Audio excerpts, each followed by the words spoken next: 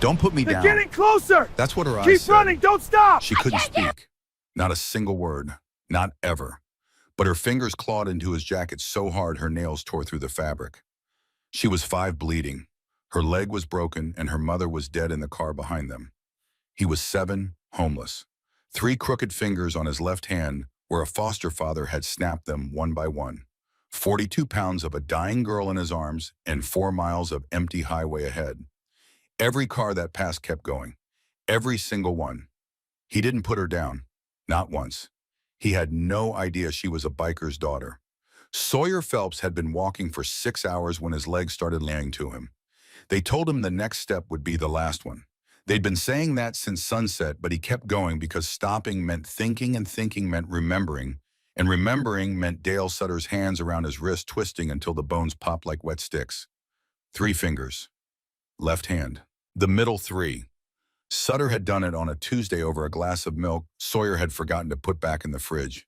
The snap had been quiet, not loud the way people imagine broken bones sound, quiet like a secret. And Sutter had looked at him afterward with an expression that said, "Now you know." Sawyer knew. He'd known before the fingers. He'd known the first night when the bedroom door didn't have a look and the hallway light never turned off, and Sutter's footsteps stopped outside his room at 2 in the morning and just stood there, breathing, waiting, testing, not coming in. He didn't have to come in. He wanted the boy to know he could. That was worse than the fingers. The fingers healed wrong and ached when it rained and couldn't grip a pencil straight, but at least the fingers had an ending. The footsteps outside the door had no ending.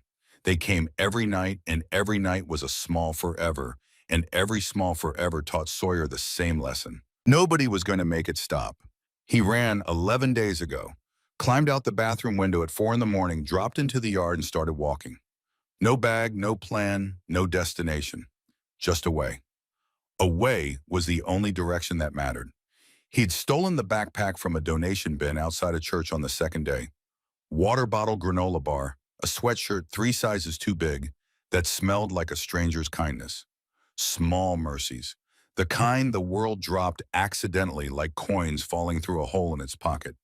He'd learned to walk at night because night didn't ask questions. Night didn't call social workers. Night let you breathe without someone writing it down in a file that nobody read and everybody signed. This was his 3rd foster home. The 3rd foster in a system that counted failures the way a river counts stones by stepping over them and moving on. The first had been the Hendersons. He was 4. Henderson made grilled cheese sandwiches with the crusts cut off and read to him before bed in a voice that made the words feel like blankets. She smelled like lavender soap, and she always tucked the sheets under his chin and said, "Sleep tight, little man." And for 3 weeks, Sawyer thought maybe the world had made a mistake and was trying to fix it. Maybe someone had shuffled the papers wrong and accidentally given him to people who were kind, and the kindness was real and it would last. Then Mr. Henderson started drinking again. First the yelling muffled through walls that were thinner than they looked. Then the throwing the sound of glass on tile, a sharp intake of breath that meant something had landed where it shouldn't. Then the night Sawyer heard the sound of a woman's body hitting a kitchen wall with a thud that shook the picture frames in the hallway, and he ran to the closet and pressed himself into the corner behind the winter coats and covered his ears with both hands and squeezed his eyes shut so hard he saw colors that didn't exist. They found him there the next morning, still sitting, still covering his ears, even though the house had gone quiet hours ago. Mrs. Henderson had a bruise on her cheek that she covered with makeup that didn't quite match her skin, and she knelt in front of the closet and said, "I'm so sorry, honey. You shouldn't have heard that."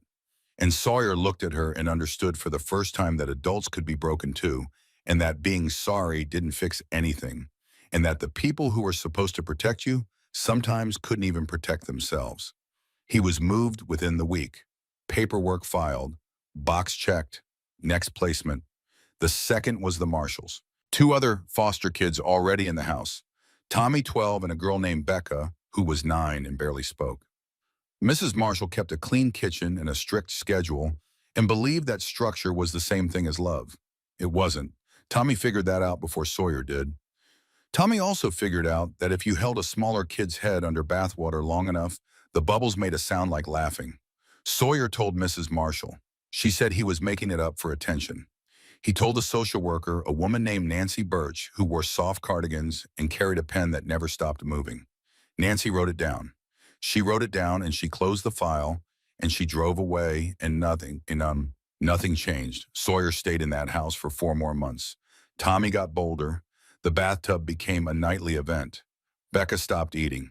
And Nancy Birch came back once a month, drank coffee in the kitchen with Mrs. Marshall, checked her boxes and left. Then came Sutter. Nancy Birch placed him there personally. She called it a good fit. She said Dale Sutter was a single man with a big heart in a quiet home and all the certifications the state required. She said Sawyer would thrive. She said it while looking at her paperwork instead of at his face, which was how Sawyer knew she was lying. People who told the truth looked at you. People who lied looked at their hands. Sutter's house was at the end of a gravel road outside of town. No neighbors close enough to hear anything. A detail that Nancy Birch noted on her form as peaceful setting, and Sawyer recognized for what it was. Isolation. But the fingers were what broke the pattern. Not because they hurt everything hurt, but because they proved something Sawyer had suspected since the Henderson closet. The system wasn't broken. Broken implied it had once worked. The system was built this way. It was designed to move children from one box to another and count the moves as progress. And nobody, not the social workers, not the judges, not the doctors who looked at a 7-year-old's hand and wrote bicycle accident, nobody was coming to fix it. So Sawyer fixed it himself. He ran. And now he was on Route 9 counting mile markers in the dark. 14, 13, 12. The numbers kept him focused, kept his mind from drifting to the hunger that sat in his stomach like a fist clenched. Around nothing. Route 9 cut through the Virginia woods like a wound that never healed. 2 lanes, no shoulder lights, trees so close they turned the road into a tunnel. The kind of highway people trusted because it looked simple. Straight and dark, and going somewhere which was more than Sawyer could say about anything in his life. Then the sound hit. Metal on metal. A shriek so violent it split the night open and left silence bleeding in the gap. Then a crack. Heavy. Final. The sound of something big stopping, all at once, in a way nothing big was supposed to stop. Sawyer froze. His heart hammered against his ribs like something trying to escape. Every instinct he'd built over 7 years of surviving adults who were supposed to protect him screamed the same word. Don't look, don't stop, don't get involved. Involvement meant attention. Tension meant adult. Adults meant being found, being grabbed, being put back in a house with a man whose footsteps stopped outside your door at 2 in the morning. He took 3 more steps into the dark. Then he heard it. Not a scream, a whimper. Small, high, broken. The sound a child makes when pain is too big for their body and they don't understand why it won't stop. The sound that has no age and no language and no mercy because it comes from the place before words, before understanding, before anything except the raw animal knowledge that something is very wrong and nobody is helping. Sawyer stopped. Don't, he whispered to himself. Keep walking. It's not yours. The whimper came again, thinner this time, weaker, like a candle flame in wind that was almost done fighting. He turned around. The car had gone through the guardrail and nosedived into the drainage ditch at the side of the road. One headlight still worked, pointing into the dirt like a finger accusing the earth of something. The beam threw a sick yellow glow across the grass and the broken glass and the steam hissing from a radiator that had already given up. Sawyer slid down the embankment. His boots skidded on loose gravel and wet leaves. The smell hit first. Gasoline sharp and chemical, and something else underneath. Copper warm. The smell of the inside of a person reaching the outside, which was a thing Sawyer recognized but didn't want to name. The woman was still in the driver's seat, half in, half out. The steering column had folded into her chest, and the windshield had come apart around her in a crown of broken glass that caught the one remaining headlight and threw tiny sparks of light across her face. Her eyes were open. Her mouth was slightly parted, as if she'd been about to say something important, and the words had simply decided not to come. Sawyer knew that look. He'd seen a dead bird once at the edge of a parking lot with the same expression. Present, but empty. Like whatever made it alive had quietly left the room without closing the door behind it. Her name was Claire Drummond, though he wouldn't learn that for hours. She was 31. She'd been driving home from her sister's house with her daughter in the back seat, and a deer had come out of the tree line, and she'd swerved, and the guardrail had given way because it had been flagged for repair 18 months ago, and the repair had never come. Sawyer didn't look at her long, not because he didn't care, because he couldn't help her, and looking at things you can't help is how you drown standing up. The girl lay 3 feet from the car. She was curled on her side in the grass, blonde hair matted dark with blood on one side, one arm tucked tight against her chest, the other reaching toward the car, toward the woman, toward her mother. The reaching was the thing that got him. 5 years old and already knowing that the person who was supposed to make everything okay was never going to move again, and reaching anyway. She was tiny, pink jacket with a patch on the sleeve, a winged skull stitched in black and silver that meant nothing to a 7-year-old boy who had never heard of the hellsangels and wouldn't understand what that patch represented until it was far too late to matter. Her jeans were torn at the knee, her left leg bent below the joint at an angle that made Sawyer's stomach drop through the floor of his body and keep falling. Then her eyes found his, blue, wide, terrified, locked onto his face with a kind of intensity that pinned you in place and wouldn't let go. The eyes of someone who had been screaming for help in a language nobody around her spoke and had just found the one person in the dark who might listen. She opened her mouth. No sound came out. Not a whisper, not a cry, nothing. Her vocal cords had never produced speech and never would. Born deaf profoundly and completely in a world that ran on sound and had never quite figured out what to do with people who didn't. But her hands moved, fast, desperate, fingers forming shapes Sawyer had never seen before. Not waving, not reaching. Talking. She was talking with her hands, and the words poured out of her in a rush of motion that was equal parts terror and determination. She pointed at the car, at her mother. She shook her head, a fierce, knowing shake. Then she pointed at her own broken leg and made a sign that was clear even without translation. Broken. Can't move. Help. She wasn't just lying there waiting to be saved. She was directing him. 5 years old in agony, her mother dead 10 feet away, and she was telling this stranger boy what needed to happen. Check the car. Don't bother with Mama. Mama's gone. Focus on me. My leg. Right here. Sawyer didn't understand a single sign, but he understood the look. Help me. Please don't leave. And he understood something else. Something that lived underneath the signs, in the terror and the blood. This girl was not going to quit. Her body was broken and her mother was dead, and she was 5 years old alone in a ditch in the dark, and she was still fighting, still communicating, still refusing to let the night win. He knelt beside her. His hands were shaking so hard he had to press them against his thighs to steady them. Hey, he said. Hey, I'm here. Okay, I'm right here. She couldn't hear him. He knew that now. But she could see his face, and what she saw there, whatever it was, made her stop signing and look at him with an expression that was not relief. Relief was for later. This was something more immediate. Recognition. One damaged child looking at another and knowing the way animals know, the way survivors know, without words or proof or reason. You understand, her eyes said. You know what this is. Being alone when you shouldn't be. Blood was running from a cut above her left eye, down her cheek, dripping onto the grass in a rhythm that sounded like a clock counting down to something Sawyer didn't want to name. She was shaking, the deep trembling that starts when a body begins giving up before the mind agrees. The shaking that isn't cold and isn't fear, but is the machinery underneath everything starting to stutter. He pulled his sweatshirt over his head and pressed it against her forehead.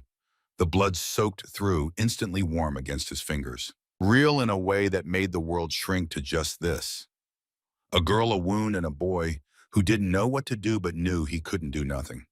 He climbed back up to the road. He waved his arms at the first headlights he saw. A truck. Big, fast, loud. The kind of truck that owned the road and knew it. Sawyer stood in the beam and waved with both arms over his head, his small body a shadow against the glare. The horn blasted. The truck roared past so close the wind nearly threw him off his feet. Red taillights shrank into the dark like two eyes closing. A car. He stepped further into the lane. The car swerved around him without slowing. He saw the driver's face for a half second. A man, looking straight ahead, choosing not to see. A van. Sawyer screamed. His voice cracked and broke and disappeared into the sound of tires on asphalt. The van's driver swerved further away as if a 7-year-old boy on the shoulder of a highway was a thing to avoid. An obstacle, a piece of debris that the road would eventually take care of on its own. Nobody stopped. Car after car after car. Headlights sweeping across a child covered in someone else's blood, waving his arms, screaming words that the wind ate before they reached anyone's window. And every set of taillights disappearing into the distance was the same answer delivered in red light in engine.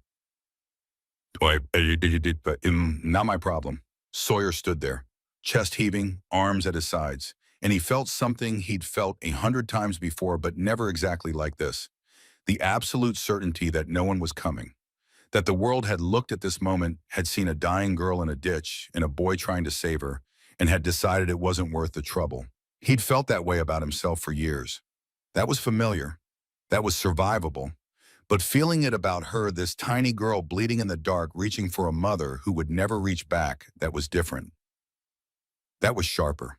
It cut through every wall he'd built and hit the thing underneath, the thing he'd been protecting since before he could remember, the part of him that still believed someone should care. He slid back down the embankment. Her eyes were drifting. Her signs had slowed to almost nothing. Weak fluttering movements of her fingers against the grass that looked like the last pages of a book turning in the wind. She was fading. No, Sawyer said. No, no, no. Stay here. Stay with me. Her fingers curled weakly against the edge of his jacket, a grip so light it was barely there. But it was there. He looked at her, 5 years old, 40 pounds, maybe less. Blonde hair, blue eyes, blood on her face. She had a life somewhere. A bed, a room. People who would destroy the world to get her back. She didn't belong here. She didn't belong dying in the dark on a road nobody cared about. Neither did he. But only one of them could still move. Okay, Sawyer whispered. Okay, I got you. He slid one arm behind her shoulders, the other under her knees, careful around the broken leg. Careful the way you handle something that matters more than your own body, which was a kind of careful Sawyer had never been shown but somehow knew. She cried out when he lifted her. A raw sound, not a word, just pain leaving her body through her throat because it had nowhere else to go. Her fingers clenched his jacket so hard he felt her nails through the fabric, through the shirt underneath, all the way to his skin. She buried her face against his shoulder and held on with the ferocity of someone who had just decided that this stranger boy was the only solid thing left in a world that had come apart. The weight hit him like a wall, not because she was heavy. 42 pounds was nothing to an adult. But Sawyer was 7. He was small for his age. Underfed, his arms were thin from months of meals that consisted of whatever he could find or steal or skip. His legs were built for running away, not carrying someone toward. 42 pounds felt like 100 when your arms barely reached around it and your spine was already screaming and the road ahead disappeared into a darkness that could have been a mile or could have been forever. His knees wobbled. He staggered, nearly fell, caught himself, adjusted her weight against his chest, took a breath that tasted like blood and gasoline and cold air, and started walking. The first 100 steps told him everything he needed to know. His arms would fail before his legs. His back would betray him before his lungs. And the distance between here and help was longer than anything his body was built to survive. He kept walking. Stay awake, he said. He didn't know if she could hear him. He'd figured out by now that she was deaf or close to it, that the signs were her language and sound was not. But he talked anyway because talking kept his legs moving. His voice was the metronome. Words were the rhythm. If he stopped talking, he would stop walking. And if he stopped walking, she would die. And somewhere between the second step and the 100th, something happened that Sawyer didn't expect. She started helping. Not in any way that would show up in a report or make sense to a doctor, but in the small, fierce, deliberate way that a 5-year-old fights when fighting is the only option left. She shifted her weight against his chest, tucking herself tighter, making herself smaller, easier to carry. Her good arm found a grip on his collar that distributed her weight differently better, like she understood through her body what his body was trying to do and was adjusting to help. And then she did something that changed everything. She placed her free hand flat against his chest over his heart and began to tap. Rhythmic, steady, a pulse that matched his footsteps and gave them structure. Tap, tap, tap. Not random, not panicked. A beat, a tempo. She was making music with her hand on his chest, music she couldn't hear but could feel, and she was giving it to him as a gift, as a tool, as the thing that would keep his feet moving when nothing else could. "You like pancakes?" he asked, breathing hard already. His voice vibrated through his chest and into her palm, and she felt it there, a hum, a warmth, a proof of life. "I bet you do. Everybody likes pancakes. When I'm big enough, when I'm grown up, I'm gonna make pancakes every single day. With the real syrup, not the fake stuff, the kind that's thick and gets everywhere and you can't get it off your fingers no matter how hard you try." Her hand kept tapping. Steady, patient, like a drum that refused to stop. A car approached from behind, headlights growing in the distance. Sawyer shifted her to one arm, agony electric in total, and waved the other arm over his head. The lights swept across them, a boy carrying a bloodied girl on the shoulder of a dark highway. The image that should have stopped traffic. The car kept going, and here is the thing that no one would write about later. No headline would capture, no surveillance footage would show. In the moment after that car passed, when the taillights were shrinking and the dark was closing back in, and Sawyer's arm was screaming from the weight of holding her with one hand, the girl did something extraordinary. She raised her small arm toward the vanishing car and waved. Not for herself, for him, because she had seen him try and fail, and she wanted him to know that she was trying too, that they were in this together, that she wasn't cargo, she was crew. Sawyer laughed, one short broken sound that surprised even him. Of all the things in the world, a 5-year-old girl who couldn't hear and couldn't speak, waving goodbye to a car that wouldn't stop from the arms of a boy who couldn't put her down. "Figures," he muttered, and kept walking. His arms started failing at the second mile. Not all at once, slowly, like water leaking from a cracked glass. Numbness spread from his fingers up through his forearms into his biceps. The numbness was worse than the pain, because numbness meant he was losing control, and losing control meant dropping her, and dropping her meant she would die, and he would become every person who had ever failed him. He couldn't be them. He shifted her weight. She whimpered. Her broken leg brushed his side, and the sound she made drove a spike through his chest so deep he felt it in his spine. "I'm sorry," he breathed. "I know. I'm sorry, I know." Her tapping had slowed. Her hand still rested against his chest, but the rhythm was weaker now, unsteady like a heartbeat that was forgetting how to keep time. Her eyes were heavy. Her breathing had changed. Shallower. Faster. The kind of breathing that machines in hospitals measure and doctors frown at. "Stay awake," Sawyer said. "You don't get to sleep yet. You can sleep later. You can sleep so much later." But not now. Her eyes opened wider. She looked up at him, and something passed across her face. Not understanding she couldn't understand his words, but comprehension.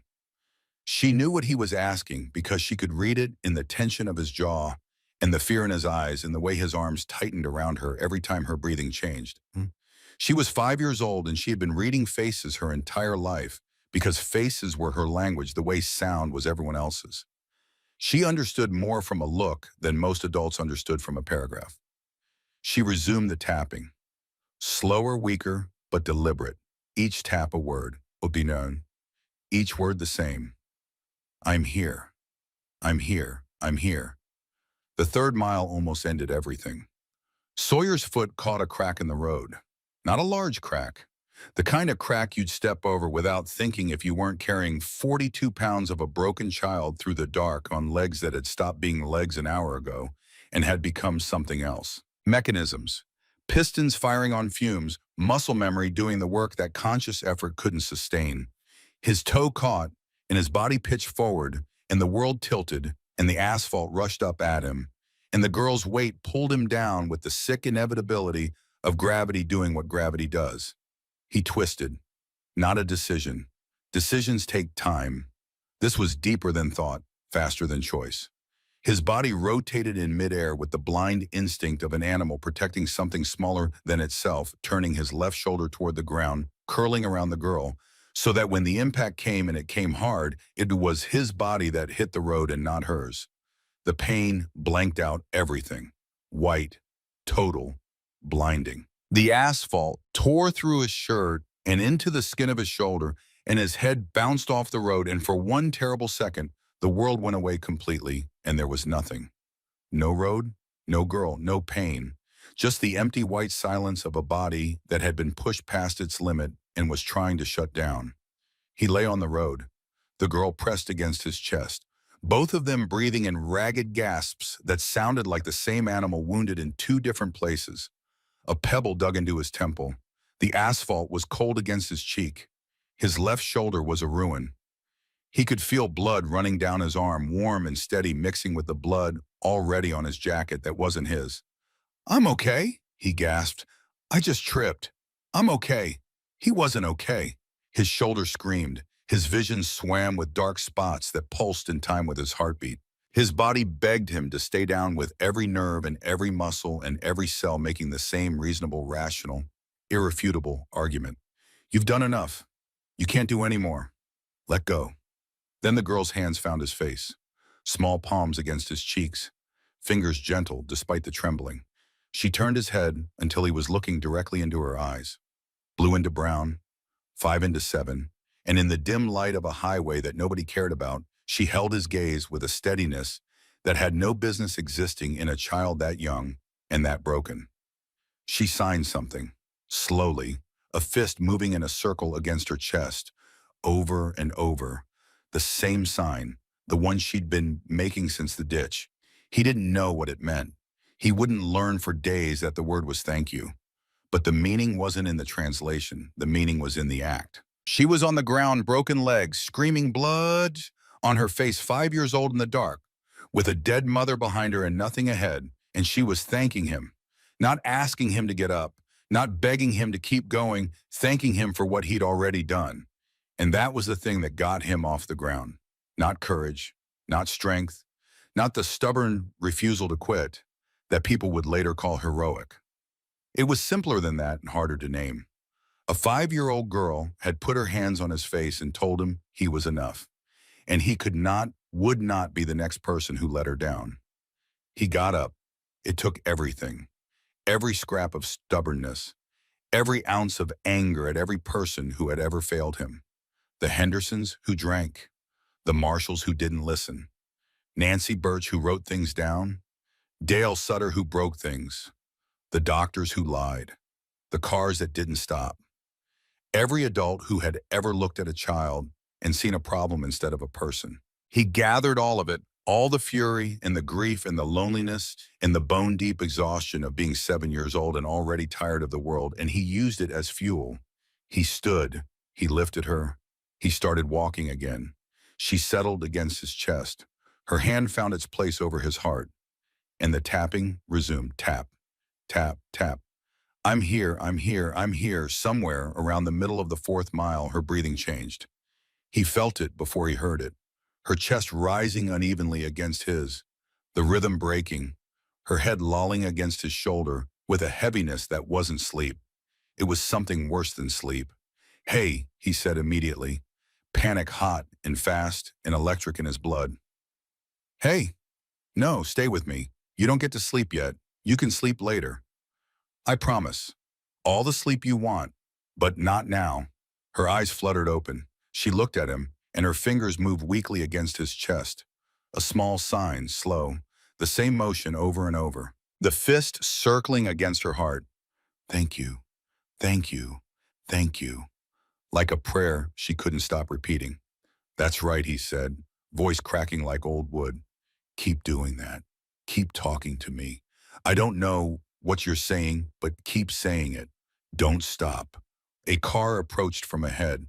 Sawyer shifted her higher against his chest, stepped closer to the road, made sure the headlights caught the blood. All the blood, his and hers mixed together now, a shared stain that proved something terrible had happened, and something was still happening, and someone needed to stop. The car slowed. Sawyer's heart leaped so hard it hurt.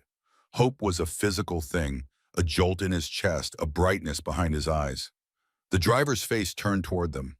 A woman, eyes wide, mouth open. Sawyer saw her see them. He saw her understand what she was seeing. The car sped up and passed. Sawyer watched the taillights disappear. Something inside him that had been holding together for 4 miles and 11 days and 7 years cracked along a line he didn't know existed. "Why won't they help?" he whispered. No one answered. There was no answer that wouldn't break something. He kept walking. The last quarter mile, his vision narrowed to a tunnel. The edges of the world turned dark and blurred. His legs had stopped communicating with his brain. They were operating on something older than thought, something that lived in the marrow and the sinew and remembered how to move even when the mind had given up the conversation. His back was a single sustained scream. His arms had gone past numb into something else entirely. A heavy dead weight that somehow still held her, still cradled her broken body against his chest through sheer force of a will that his 7-year-old mind couldn't name, but his 7-year-old heart understood completely. You do not put down the thing that needs you. You do not become the people who drove past. Then he saw them. Lights, faint, distant, yellow and white, steady, not headlights, not moving, fixed. A gas station, small, ordinary fluorescent. The most beautiful thing Sawyer Phelps had ever seen in his 7 years on Earth. "You see that?" he rasped. "That's it. That's where we're going. We're almost there. Almost there. You hear me? Almost." She didn't respond. Her eyes were closed. Her breathing was shallow and fast and wrong. The tapping on his chest had stopped. Her hand lay still over his heart like something that had been set down and forgotten. "No." He said it aloud, fierce, final. "No. Open your eyes. We're there. I can see it. Open your eyes." Her eyes opened, barely, slits of blue staring up at him through lashes crusted with blood, but open, still there, still fighting. He crossed the last stretch in a stagger that had no right to be called walking. His body had passed through pain into something beyond it, a place where sensation stopped making sense, and movement became a kind of prayer. Each step a word, each word the same. "Don't put her down, don't put her down, don't put her down." His feet hit the concrete of the gas station lot and he opened his mouth and screamed with everything he had left. "Help somebody, help us." His voice shattered on the second word, broke apart like glass thrown against stone. But it was enough. A woman at the pump turned. The coffee cup in her hand hit the ground and the lid popped off and brown liquid spread across the concrete in a shape that nobody would remember. A man looked up from his phone. His face changed. Someone inside the store pressed their face against the window and then pulled away and then came through the door at a run. "Oh, Jesus," the woman said. She was already running toward him. "Oh, Jesus, what happened?" Sawyer staggered to the edge of the concrete island and lowered the girl down. Slowly, carefully. Every movement controlled despite the violent shaking of his arms and legs and hands and everything else. Because she deserved to be set down gently. She deserved that one thing even if the whole world had refused her everything else. "She crashed," he said. The words came tumbling out in a rush. Her mom didn't. I carried her. She can't talk. Her leg, please, please, hands everywhere. Blankets appearing from somewhere. Voices layering on top of each other in a chaos that was somehow more organized than it sounded. Someone already on a phone shouting directions. A man knelt beside the girl, pressing gauze to her head, speaking in a firm, gentle voice that cut through the noise. "You're okay. You're here. We've got you." The girl's eyes searched wildly through the crowd, face after face after face, none of them the one she wanted. Then she found him. Sawyer, standing 3 feet away, swaying, his arms hanging at his sides like things that had been used up and discarded. Blood and sweat and dirt covering him in a layer that made him look less like a child and more like something the road had tried to destroy and failed. She lifted one trembling hand and made a sign. A fist moving in a slow circle over her chest. The same sign. The one she'd made in the ditch and on the road and when he fell and when he got back up. The sign that meant thank you, though he still didn't know that. The sign that meant everything she couldn't say and everything he couldn't hear and everything the night had tried to take from both of them and hadn't managed to reach. He nodded. Because whatever she was saying, it mattered enough to say with the last of her strength. And that made it matter enough to answer. Sirens in the distance, growing louder. Red and blue light beginning to paint the trees along the road in alternating colors that made the night look like it was breathing. Sawyer stood there for one breath. Two. Watching strangers surround the girl with warmth and care and urgency and all the things the road had refused to give. Watching the world finally show up 4 miles too late and only because a 7-year-old boy had carried its failure on his back until the lights appeared. Then his legs buckled. He dropped to the curb. Hard. Pain exploded through his spine and radiated outward in a wave that turned his vision white at the edges. He bent forward, elbows on knees, and focused every remaining particle of consciousness on the single task of not passing out. Not yet. Not until he knew she was in the ambulance. Not until he knew she was going to make it. The paramedics came fast, two of them moving with the controlled urgency of people who did this every night and still hadn't gotten used to it. They lifted the girl onto a stretcher with hands that were gentle and practiced and sure. An oxygen mask covered her small face. An IV line went into her arm. Monitors began to beep. As the stretcher rolled toward the ambulance, as the door swung open to receive her, she turned her head. Her eyes found his one last time across the distance between them, across the stretcher, and the paramedics, in the blinking lights, in the crowd of strangers, in the entire weight of everything that had happened since a car went through a guardrail on a road nobody cared about.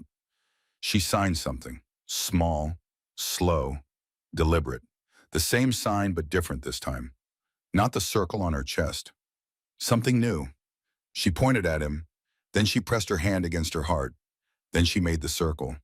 You, my heart, thank you. He didn't know that's what she said. He wouldn't learn for days, but he felt it. The way you feel a frequency too low to hear, but too strong to ignore.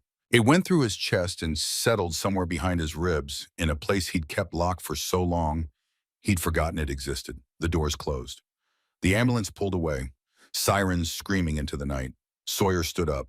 His body had nothing left. His arms hung at his sides like dead weight. His back was a ruin. His legs shook so hard he could barely stay upright. But he could still move. And moving was all he knew. He picked up his backpack from where it had fallen. He wiped his hands on his jeans, her blood and his sweat drying together in the cold, cracking along the lines of his palms like a map of everywhere they'd been.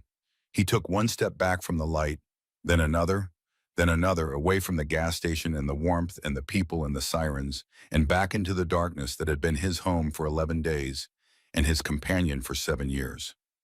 Nobody was watching him. All the attention, all the urgency, all the human capacity for caring that the gas station could hold, it flowed toward the ambulance the way it should. She was the one who mattered. She was the one who needed saving. He was just the boy who carried her. And boys like him didn't stay under bright lights. Boys like him disappeared. It was what they were built for. It was the only skill the world had taught them that actually worked. He walked into the darkness, back hunched, arms useless, feet dragging on the asphalt, smaller and smaller against the empty road until the light couldn't reach him anymore. By the time someone at the gas station turned around and said, "Wait, where's the boy?" there was nothing there. Just the empty road, just the cold, just a trail of blood drops on the concrete leading into the dark, growing smaller and further apart until they stopped. Inside the ambulance, a paramedic checked the girl's vitals and frowned. She's stable. BP is climbing. He looked at his partner, who carried her, a kid of 7, 8, maybe covered in blood. How far? His partner looked out the back window at the dark highway falling away behind them. Miles. Miles, the paramedic stared. That's what the people at the station said. Miles, the paramedic looked down at the girl. 5 years old, 42 pounds, broken leg, concussion, blood loss, carried for miles through the dark by a child who was smaller than she probably would be when she was healthy. Where is he now? Gone? Do you mean gone? I mean gone. Disappeared, no name, no ID, no nothing. Just gone. The paramedic looked at the girl's face. She was fighting sleep. Her eyes fluttered behind half-closed lids, her small hands still making that sign against her chest. The slow circle, over and over, like a prayer she couldn't stop repeating even as consciousness slipped away. She keeps doing that. The partner said, "What does it mean?" The paramedic swallowed hard. He had a daughter the same age. He went home to her every night after shifts like this and held her too tight, and she always complained, and he never stopped. "It means thank you." The ambulance screamed through the night toward the hospital. Lights cutting the dark, sirens cutting the silence. A 5-year-old girl alive inside who should not have been alive, carried to safety by a boy the world had thrown away, who had refused to throw her away in return. And somewhere behind the ambulance, somewhere in the cold dark along Route 9, a 7-year-old boy with no name and no home and no reason to believe the world would ever give him anything, sat down under a concrete overpass and pressed his forehead to his knees. His arms throbbed. His back was broken in every way except the one that shows on x-rays. His hands were swollen and stiff, the 3 crooked fingers pulsing with a deep, sick ache that Sutter had put there and the road had made worse. The girl's blood was drying on his jacket, stiffening the fabric, cracking when he shifted. Her blood and his mixed together, now inseparable, the way their lives had become inseparable, in the space of 4 miles that neither of them had chosen, and neither of them would ever forget. The wind moved through the overpass like a living thing, cold and low and carrying the distant sound of the highway above. Cars passing overhead, going somewhere, the tires making a sound, like whispered conversations he wasn't part of. People in those cars had lives, had homes, had children. They tucked into beds with doors that locked from the inside. People in those cars had never carried anyone through the dark. People in those cars would never know what happened on Route 9 tonight. He pressed his knees harder against his forehead, curled smaller, made himself as compact as possible the way he always did when the world was too big and too cold and too empty. "She's alive," he whispered. The words echoed off the concrete above him and came back sounding like someone else had said them. Someone older, someone who understood what they meant. "She's alive. That has to be enough. That has to be worth what it cost." He closed his eyes. What he didn't know, what he couldn't possibly know, was that inside the hospital, as the girl was wheeled through the emergency bay doors and doctors moved fast and sharp around her broken body, a nurse would find a phone number in the pocket of her torn pink jacket, written on a card, next to a name. And the call that went out at 2:47 in the morning would reach a man whose name carried weight far beyond this empty road. A man who had buried friends and built a brotherhood and understood in his bones what it meant to carry someone when the world told you to put them down. A man who would go very, very quiet when he heard how far his daughter had been carried. And what he said next would change everything. Find him. Before the wrong people do.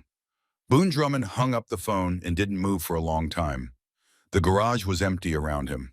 Bikes lined up against the far wall caught the overhead light in dull reflections of chrome and leather, and 23 years of a life most people only saw from the outside and judged from even further away. 23 years of building something that the world called a gang, and that the men who rode with him called a family, because the word meant something different when you'd chosen it instead of being born into it. He stood there with the phone still in his hand and his daughter's face burning behind his eyes. Bandaged, bruised, alive. Alive because of a stranger, alive because of a child. And somewhere underneath the relief, underneath the gratitude that was so large it didn't fit inside his chest, there was something else. Something older and darker that he recognized because he'd carried it himself for 36 years. He knew that boy. He knew, not his name, not his face, not the details, but he knew him. He knew him the way you know a language you haven't spoken since childhood. The words come back before the grammar does. The feeling comes back before the facts. Boon was 7 when his own father left him in a parking lot outside a Kmart in Roanoke, with a garbage bag full of clothes and a $20 bill tucked into his shoe. His father said, "Wait here, I'll be right back." Boon waited 2 days. He sat on that curb through an afternoon and a night and a morning and another afternoon. He watched cars come and go. He watched people walk past him carrying bags full of things they'd bought, and he wondered if any of them could see him or if he'd become invisible the way his father always said he would if he didn't behave. His father never came back. And Boon Drummond learned at 7 years old the same thing that boy on Route 9 had learned, That the people who are supposed to carry you will sometimes set you down and walk away. And the only thing you can do about it is decide what kind of person you're going to be with that knowledge. He opened his eyes, and he began making calls, because a kid who carries a stranger's dying daughter through 4 miles of empty highway and then disappears before anyone can say thank you is not a kid who trusts people. He's a kid who's been taught that people are the thing you survive, not the thing that saves you. He's a kid who knows that attention leads to adults, and adults lead to systems, and systems lead to rooms with doors that lock from the outside. And if the system finds him first, if the badges and the clipboards get there before someone who understands what he is and what he's been through, that boy will run so hard and so far that the next time he stops, there might not be anyone left to find. The night was not over. It was just beginning. Boon Drummond drove to the hospital alone. He took the truck, not the bike. Quieter, less conspicuous. The kind of vehicle that blended into a hospital parking lot at 3 in the morning instead of announcing itself with the guttural thunder of a Harley that would wake every patient on the second floor and bring security to the entrance before he reached the door. He needed to see his daughter before he could be anything else, before he could be the president, before he could be the searcher, before he could be the man who gave orders and expected them followed. Before any of that, he needed to be her father.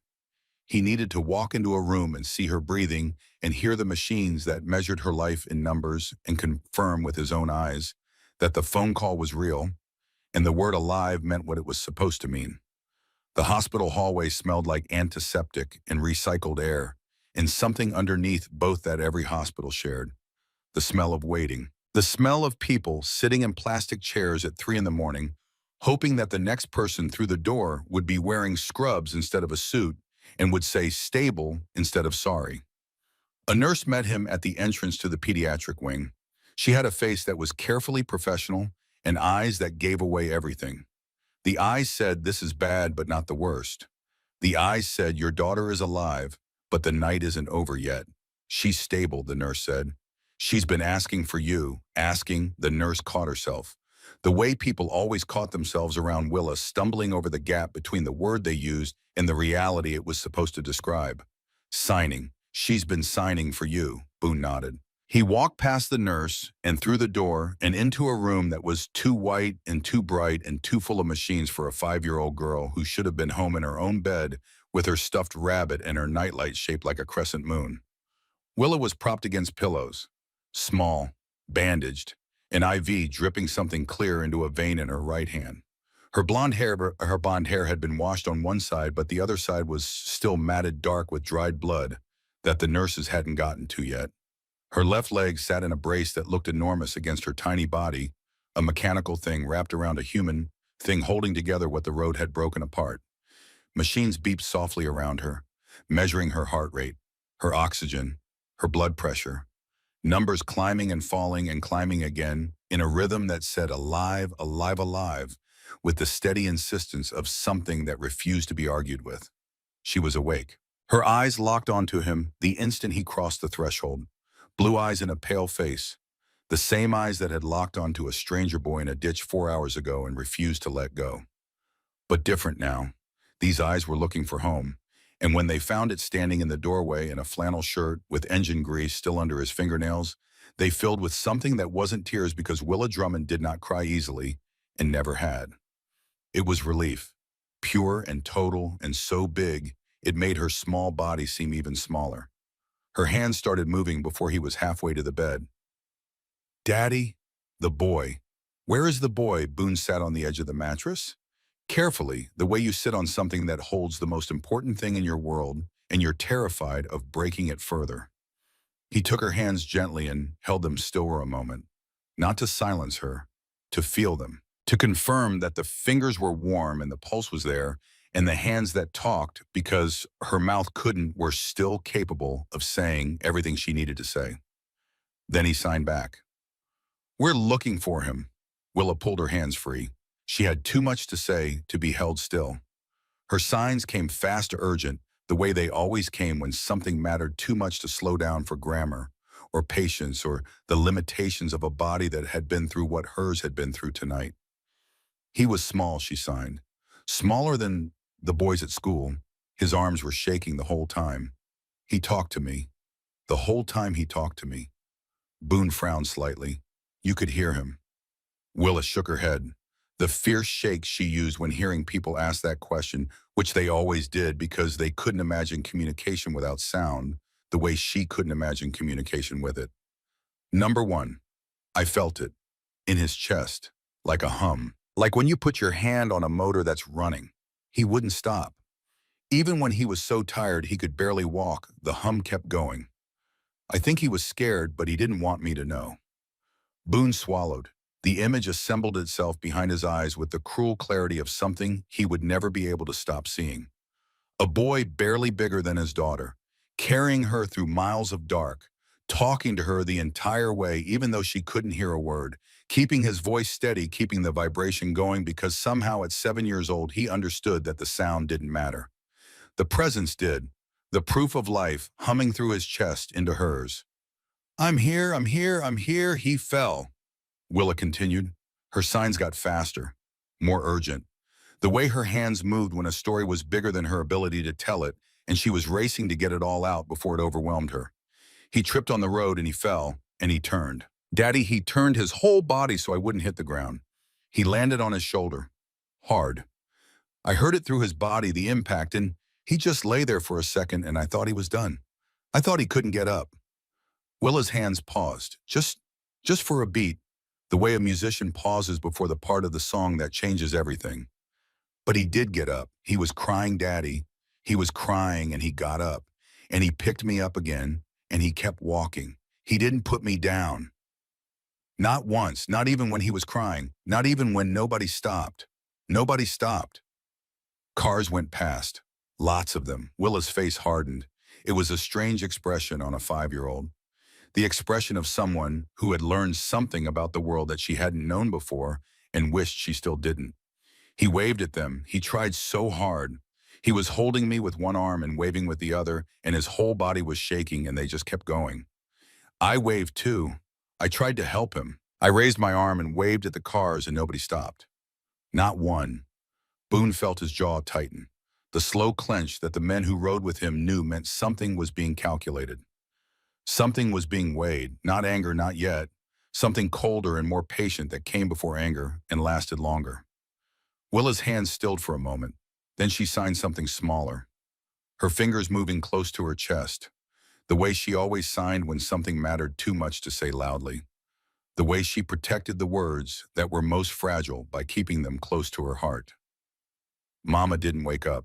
The words hit Boone like a physical blow. He'd known. He'd known since the phone call. The doctor had told him Claire was pronounced dead at the scene. But knowing it from a doctor's voice on a phone at 3 in the morning was different from knowing it through his daughter's hands at her bedside. The doctor's words were clinical. Willa's were real. He nodded once. Slow. I know, sweetheart. The boy checked on her first. Before me. He went to the car and he looked at Mama and then he looked at me and he decided. Decided. That word. That single word sitting in the air between a father and a daughter in a hospital room at 3:30 in the morning. Carrying the weight of everything a 7-year-old boy had done in a drainage ditch on the side of a highway that nobody cared about. He hadn't panicked. He hadn't frozen. He hadn't done what most adults would have done, which was stand there and wait for someone else to take charge. He had assessed. He had prioritized. He had looked at a dead woman and a dying girl and made a decision that no child should ever have to make and made it correctly. Decided. Boone reached out and touched his daughter's face. Gently, carefully, the way you touch something you almost lost and can still feel the almost in your fingertips. I'll find him, he said aloud and signed at the same time. The way he always communicated with Willa, giving her both, voice and hands, sound and sight. The whole message delivered through every channel available because she deserved nothing less than everything he could give.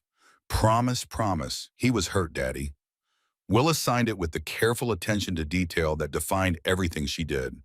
She noticed things that hearing people missed because hearing people relied on sound to fill the gaps, and Willa relied on sight and sight missed nothing.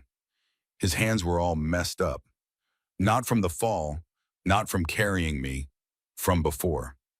Something happened to his fingers before any of this. Boon went still. The middle three on his left hand, Willa signed. They were crooked, like somebody bent them wrong, like somebody bent them on purpose. Boon sat with that for a long moment. The machines beeped. The IV dripped.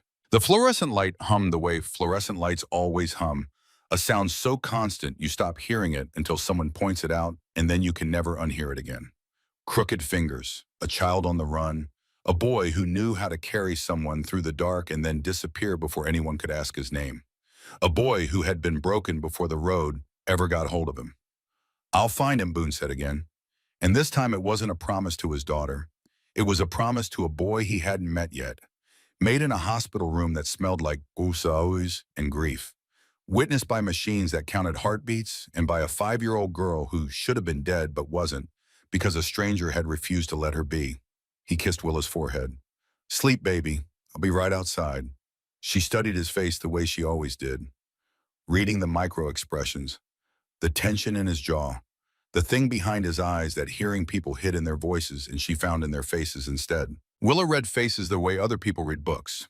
She saw the chapters and the subtext and the parts the author didn't want you to notice. She'd been doing it since before she could walk. She read her father's face and she understood what was written there. Fury. Not at the board, not at the road. At every system and every person and every car that had driven past and every doctor who had written bicycle accident and every social worker who had filed a report and closed a folder and gone home. Then she nodded and closed her eyes. Boone stepped into the hallway and pulled out his phone and called the only person he trusted with something like this. Joe Vance answered on the second ring. She hadn't been sleeping. She never slept well on nights when the phone might ring, and she'd known since Boone's first call that tonight was a night when the phone would ring again. "Anything?" Boone asked. "2 underpasses clear. Tommy and Reeves checked the rest stop south of mile marker 10. Nothing. Maria's working the commercial strip near the key station. He's not in any of the obvious places. He won't be anywhere obvious." "I know." Boone leaned against the hallway wall. He closed his eyes and did something he rarely did. He went backward, past the 23 years of the club, past the bikes and the brotherhood and the reputation that preceded him into every room he had ever entered, past all of it to the parking lot outside the Kmart in Roanoke, where a 7-year-old boy sat on a curb with a garbage bag and waited for a father who was never coming back. "Where did you go?" Boone asked himself. "Where did 7-year-old you go when you finally stopped waiting?" "He'll be somewhere with concrete overhead," Boone said, "and at least 2 ways out. Somewhere he can see someone coming before they see him. Somewhere enclosed but not trapped. A spot that feels hidden but has escape routes because a kid like that never lets himself get cornered. Not after what's been done to him." Joe paused on the line. "That's specific. It's what I would have done when I was his age." Silence, the kind of silence between two people who had known each other long enough that some things didn't need filling in. "The overpass," Joe said, "the one 2 miles east of the gas station. There's a support pillar underneath that creates a blind spot from the road. Concrete overhead. One exit toward the service road, one into the tree line. If I were a kid who needed to disappear but couldn't go far because my body was falling apart, that's where I'd be. Go." And Joe, "Don't touch him, don't grab him, don't block his exits. You offer warmth and you step back. That's it." Joe understood that in her bones, not because Boone had explained it, because she'd lived it. She'd been 11 when she ran from her mother's boyfriend, a man named Gary who smelled like Marlboros and motor oil and whose hands did things at night that his mouth denied in the morning. She climbed out a window in Louisville, Kentucky and started walking and didn't stop for 3 years. 3 years of truck stops and shelters and bridges and the slow education of a child learning that the world was not designed to catch you when you fell. It was designed to look the other way. She'd found the club at 14. Not the way people imagined, not recruited, not coerced. Found. The way a stray animal finds a porch with a light on. She walked into a bar in Richmond because it was raining and she was hungry, and a woman inside looked at her and saw what social workers and teachers and cops had been failing to see for 3 years. A child. Still a child, despite everything. That woman had been Boone's mother. She'd been dead 11 years now. But the legacy of that single act of seeing, of actually looking at a girl instead of past her, was standing in a parking lot right now, making calls that would bring 8 members of the Hells Angels into a coordinated search pattern across the woods and roads around Route 9. Quiet search, Joe told them. No engines. Singles and pairs. Check the underpasses. The rest stops the spaces between buildings. The places where kids go when they don't belong anywhere and know it. And if we find him, listen to me carefully. Do not touch him. Do not grab him. Do not block his exits. You find him and you exist near him and you wait. You offer something warm and you step back. That's it. That's all. And if he doesn't want to be found, someone asked, then you make sure he doesn't die before morning. That's the minimum. Everything else is his choice. Within 40 minutes, 8 members of the Hells Angels were moving through the area around Route 9 in a pattern that looked like nothing and covered everything.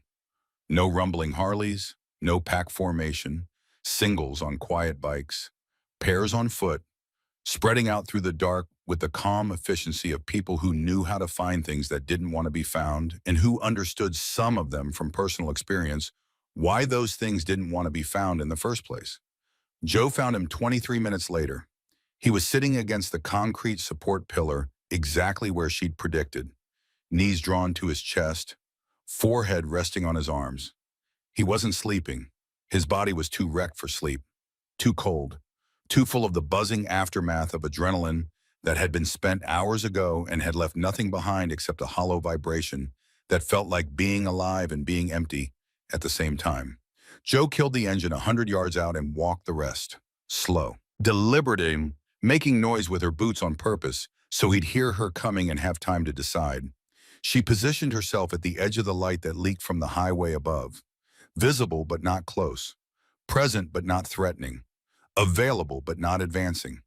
She had done this before. Not with children, but with wounded animals.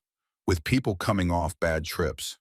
With friends who had walked too close to a ledge and needed someone to exist nearby without asking questions or making demands. The principle was the same. You showed up, you waited, you did not grab. The boy's head snapped up. His eyes found her instantly. Red-rimmed and wild, pupils blown wide with fear and exhaustion, and something deeper than both. The look of an animal that had been trapped before and would chew through its own leg before it let it happen again.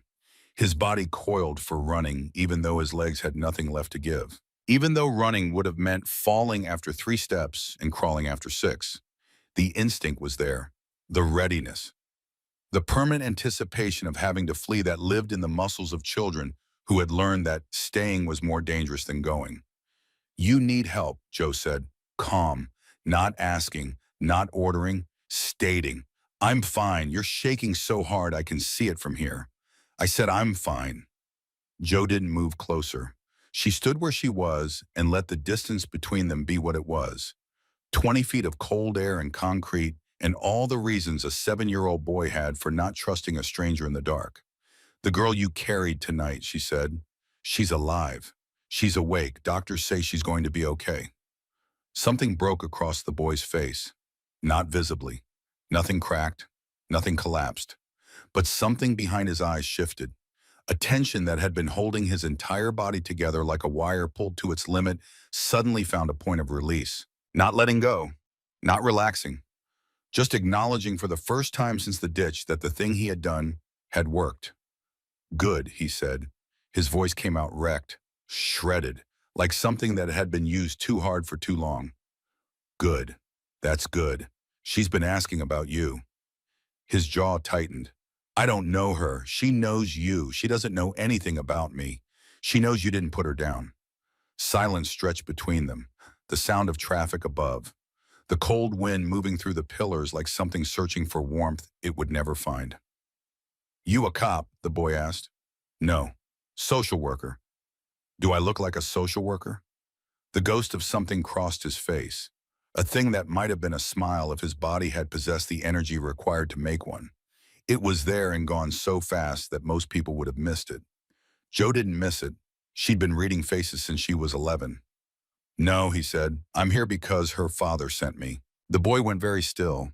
The way a rabbit goes still when a shadow passes overhead, every muscle locked, every nerve alert, Not running yet, but ready.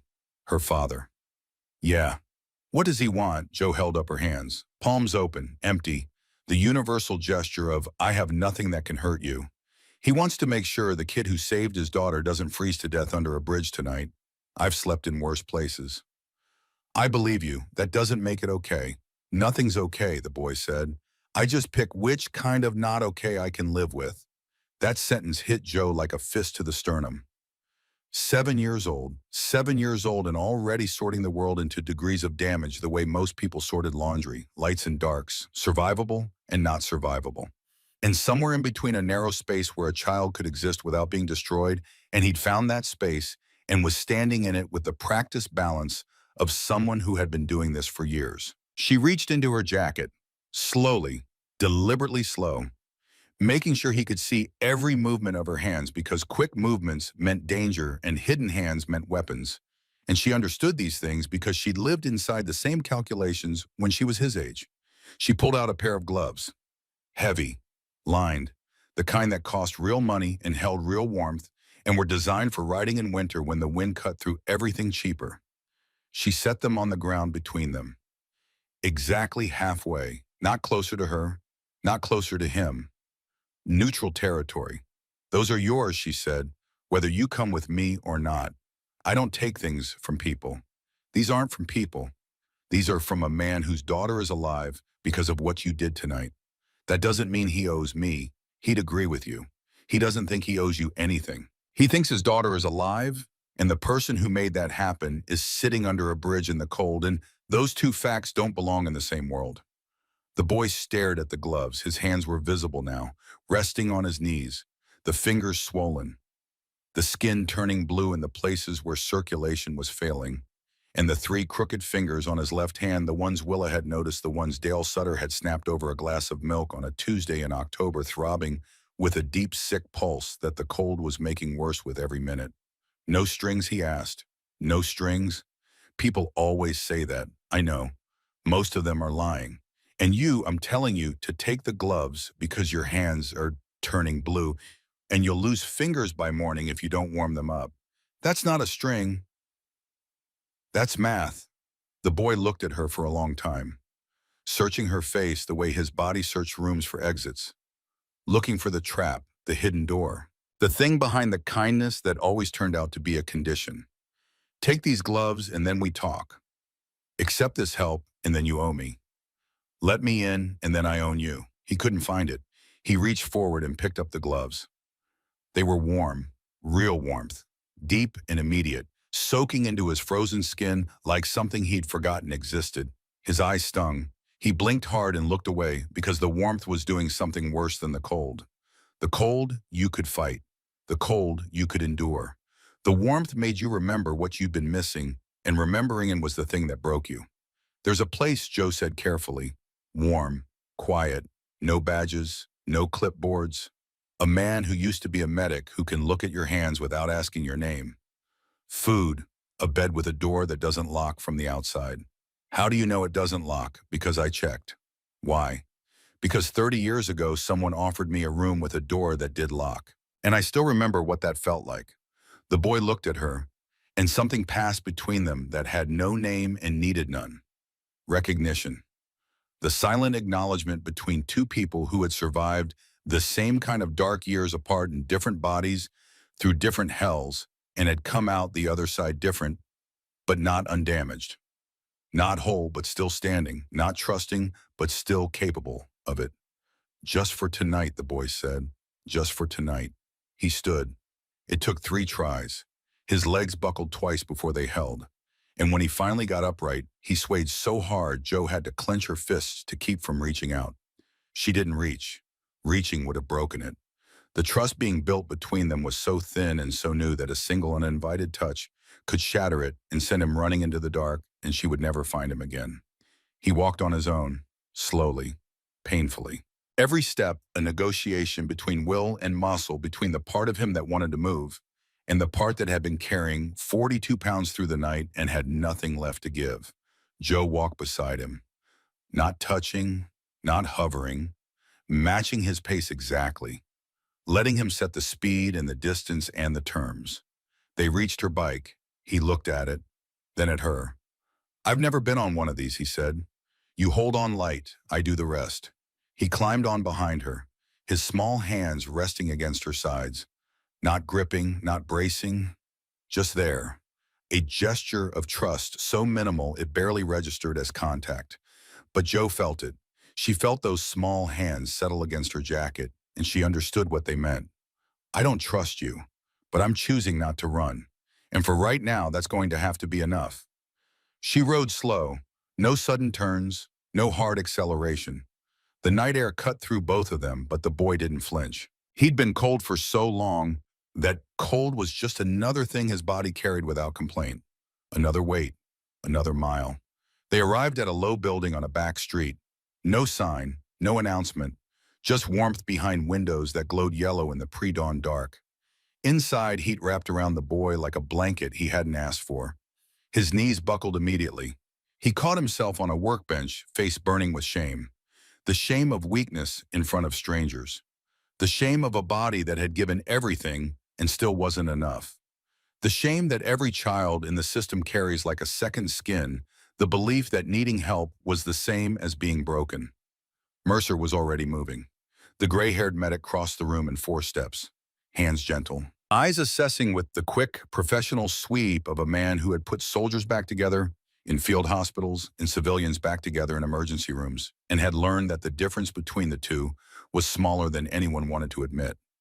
"Sate," he said, not a command, an invitation disguised as a word. The boy sat. Mercer cut away the damp jacket, peeling back layers of cold and blood and exhaustion with hands that moved with steady precision. 3 fingers, he said quietly, examining the boy's left hand. The swollen, crooked fingers that wouldn't straighten. Old breaks, healed wrong. Healed without being set, without anyone caring enough to make sure a child's bones grew back the way they were supposed to. He looked up. "Who did this?" The boy met his eyes. "Does it matter?" "Yeah, kid, it matters. A man named Dale Sutter. He was supposed to take care of me." Mercer's jaw clenched, a single muscle jumping beneath the skin. He didn't say anything else. He didn't need to. Everything he wanted to say was in that clenched jaw and in the extra gentleness his hands showed as he finished his work. Cleaning, bandaging, checking for the kind of damage that hid under adrenaline and only showed itself when the body finally stopped moving. His hands stayed gentle, even though the rest of him had gone very still. The stillness of a man who knew how to hurt people and was choosing not to. "You're lucky," Mercer said finally. "Another hour out there, and your muscles would have started breaking down. Rhabdomyolysis, your body eating itself, kidneys shutting down, at your size in that cold carrying that weight." He didn't finish the sentence. The ending was obvious. "Didn't feel lucky, never does." Someone set a bowl of soup in front of the boy. Chicken noodle, hot, real. Steam rising from the surface in lazy curls that caught the overhead light and made the air above the bowl look alive. The boy stared at it like it was something from a different planet. Something from a world where people ate hot food at tables and the steam went up instead of everything going down. He ate slowly, carefully, small spoonfuls, long pauses between, his body learning to accept warmth after running on nothing for so long. Boon arrived 40 minutes later. The boy heard him before he saw him. Not his footsteps, but the way everything in the room shifted when he walked through the door. People straightened, attention redirected. Not fear, something different. The kind of respect that was earned across years of decisions that cost something not demanded through volume or violence. Boon stood in the doorway and looked at the boy. Thin, bruised, brown hair that hadn't been cut in months. Eyes that were old and terrified at the same time. The eyes of someone who had been failed so completely and so often that kindness registered as a warning sign. The eyes of someone who had been taught by experience that the moment people started being nice was the moment right before they took something away. 7 years old. The same age Boone had been when the world taught him the same lesson in a parking lot in Roanoke. "You're the one who carried her," Boone said. The boy met his gaze. Didn't nod, didn't look away. Just looked at him with an expression that said, "Yes, and I don't owe you anything for it." "How far?" Boone asked. "I don't know." Far, wide, the question hung in the air. One word, 3 letters, the simplest question in the language and the hardest to answer. Why did you do it? Why did you stop? Why didn't you keep walking the way everyone else did? Because she couldn't walk, the boy said, and I could. Boon pulled out a chair and sat across from him, not close enough to crowd, not far enough to seem afraid. Same height, face to face, eye to eye. The deliberate geometry of a man who understood that how you positioned your body told a child more than anything that came out of your mouth. I'm her father, Boon said. I figured. I'm not going to ask your name. I'm not going to ask where you came from. I'm not going to call anyone. Then what do you want that question? Carrying the weight of every adult who had ever wanted something from a 7-year-old boy who had nothing left to give. Every foster parent who wanted compliance. Every social worker who wanted cooperation. Every teacher who wanted quiet. What do you want? The question that always came before the taking. Tonight, Boon said, I want you to sleep somewhere warm. That's it. And tomorrow you decide. Not me, not anyone in this room, you. The boy searched his face, the way Willa searched faces, reading, testing, looking for the lie that always lived behind the kindness the way mold lived behind wallpaper. You couldn't see it from the front, but you could smell it if you knew what to look for. He'd been lied to by professionals. Foster parents who smiled for social workers and screamed when doors closed. Counselors who wrote notes instead of listening. Teachers who saw bruises and studied the ceiling. Doctors who wrote bicycle accident and moved on to the next patient. He looked for the line in Boon Drummond's face and he couldn't find it. That scared him more than the cold. More than the road. More than the weight of a dying girl in his arms. Because if there was no lie, then this was real. And real things could be taken away. Real things always were. Just tonight, the boy said. Just tonight, Boon replied. They gave him a room, small, clean, a bed with sheets that smelled like laundry detergent and not like anything else. A door that closed softly on hinges that didn't squeak. He checked the door twice. Closed it, opened it, closed it, opened it, confirming what Joe had promised and what his experience refused to believe. It didn't lock from the outside. He could leave whenever he wanted. The door was a door, not a cage. He lay down fully clothed, backpack beside him, shoes on, every muscle in his body coiled for running, even as exhaustion dragged him under like a current in deep water. The readiness to flee was so deeply wired into his nervous system that even unconsciousness couldn't fully override it. He would sleep like a tool sleeps, light, alert, ready to move. He was asleep in 40 seconds. And in a hospital across town, a 5-year-old girl with a broken leg and a bandaged head lay in the fluorescent dark and watched the ceiling and moved her small hands against the blanket, signing the same word over and over. The slow circle of a fist against her chest. Thank you, thank you, thank you. For a boy she couldn't name who had carried her when the whole world drove past and then disappeared into the dark like he'd never existed. But Boon Drummond had made a promise, and the president of the Hells Angels did not break promises. Not to his daughter, not to a stranger's child, not to a ghost sleeping right now in a room with an unlocked door still wearing his shoes because he hadn't yet learned that staying could be safe. The boy woke to quiet, not the empty kind that pressed in on you under bridges and overpasses, the kind that meant vacancy, that meant you were alone and the world had forgotten you existed. This quiet was different, living quiet, a kettle clicking off somewhere, the soft percussion of someone setting a mug down on a wooden surface, heat moving through vents with a low, steady hum. He lay still for a full minute, eyes open, listening, mapping the sounds, assigning them meaning. Kettle meant kitchen. Kitchen meant people. People meant risk, but also warmth, also food, also the complicated mathematics of survival that required him to weigh every variable before moving. Voices drifted from the main room. Doctor at the hospital said another mile, and the kid might have collapsed for good. That was Mercer, his voice carrying the flat authority of someone stating medical facts without emotional decoration. Rhabdomyolysis, kidney stress, hypothermia starting to set in. He's 7. His muscles aren't built for that kind of sustained load. Doesn't matter, Joe's voice. Firm, he didn't collapse, he made it. I'm saying his body was right at the edge. Joe's right. Boon, calm, final. The voice of a man who ended discussions not by raising his volume but by lowering it. He made it. That's what matters now. Give him space. Space. The boy stood in the hallway and turned that word over in his mind like a stone he'd found on a riverbank. Smooth and unfamiliar. Nobody had ever used that word about him before. In foster care, they used words like placement and compliance and behavioral adjustment, words that sounded like help and felt like handcuffs, words that moved you from one box to another and called the moving progress. Space was new. Space implied room to exist without being measured. He walked into the main room, faces turned toward him, not all at once, not like an inspection, just noticing. The way you notice when someone enters a room and you acknowledge it without making it an event. Morning, Mercer said. Morning. A plate slid across the table toward him. Eggs, toast juice. No ceremony, no conditions.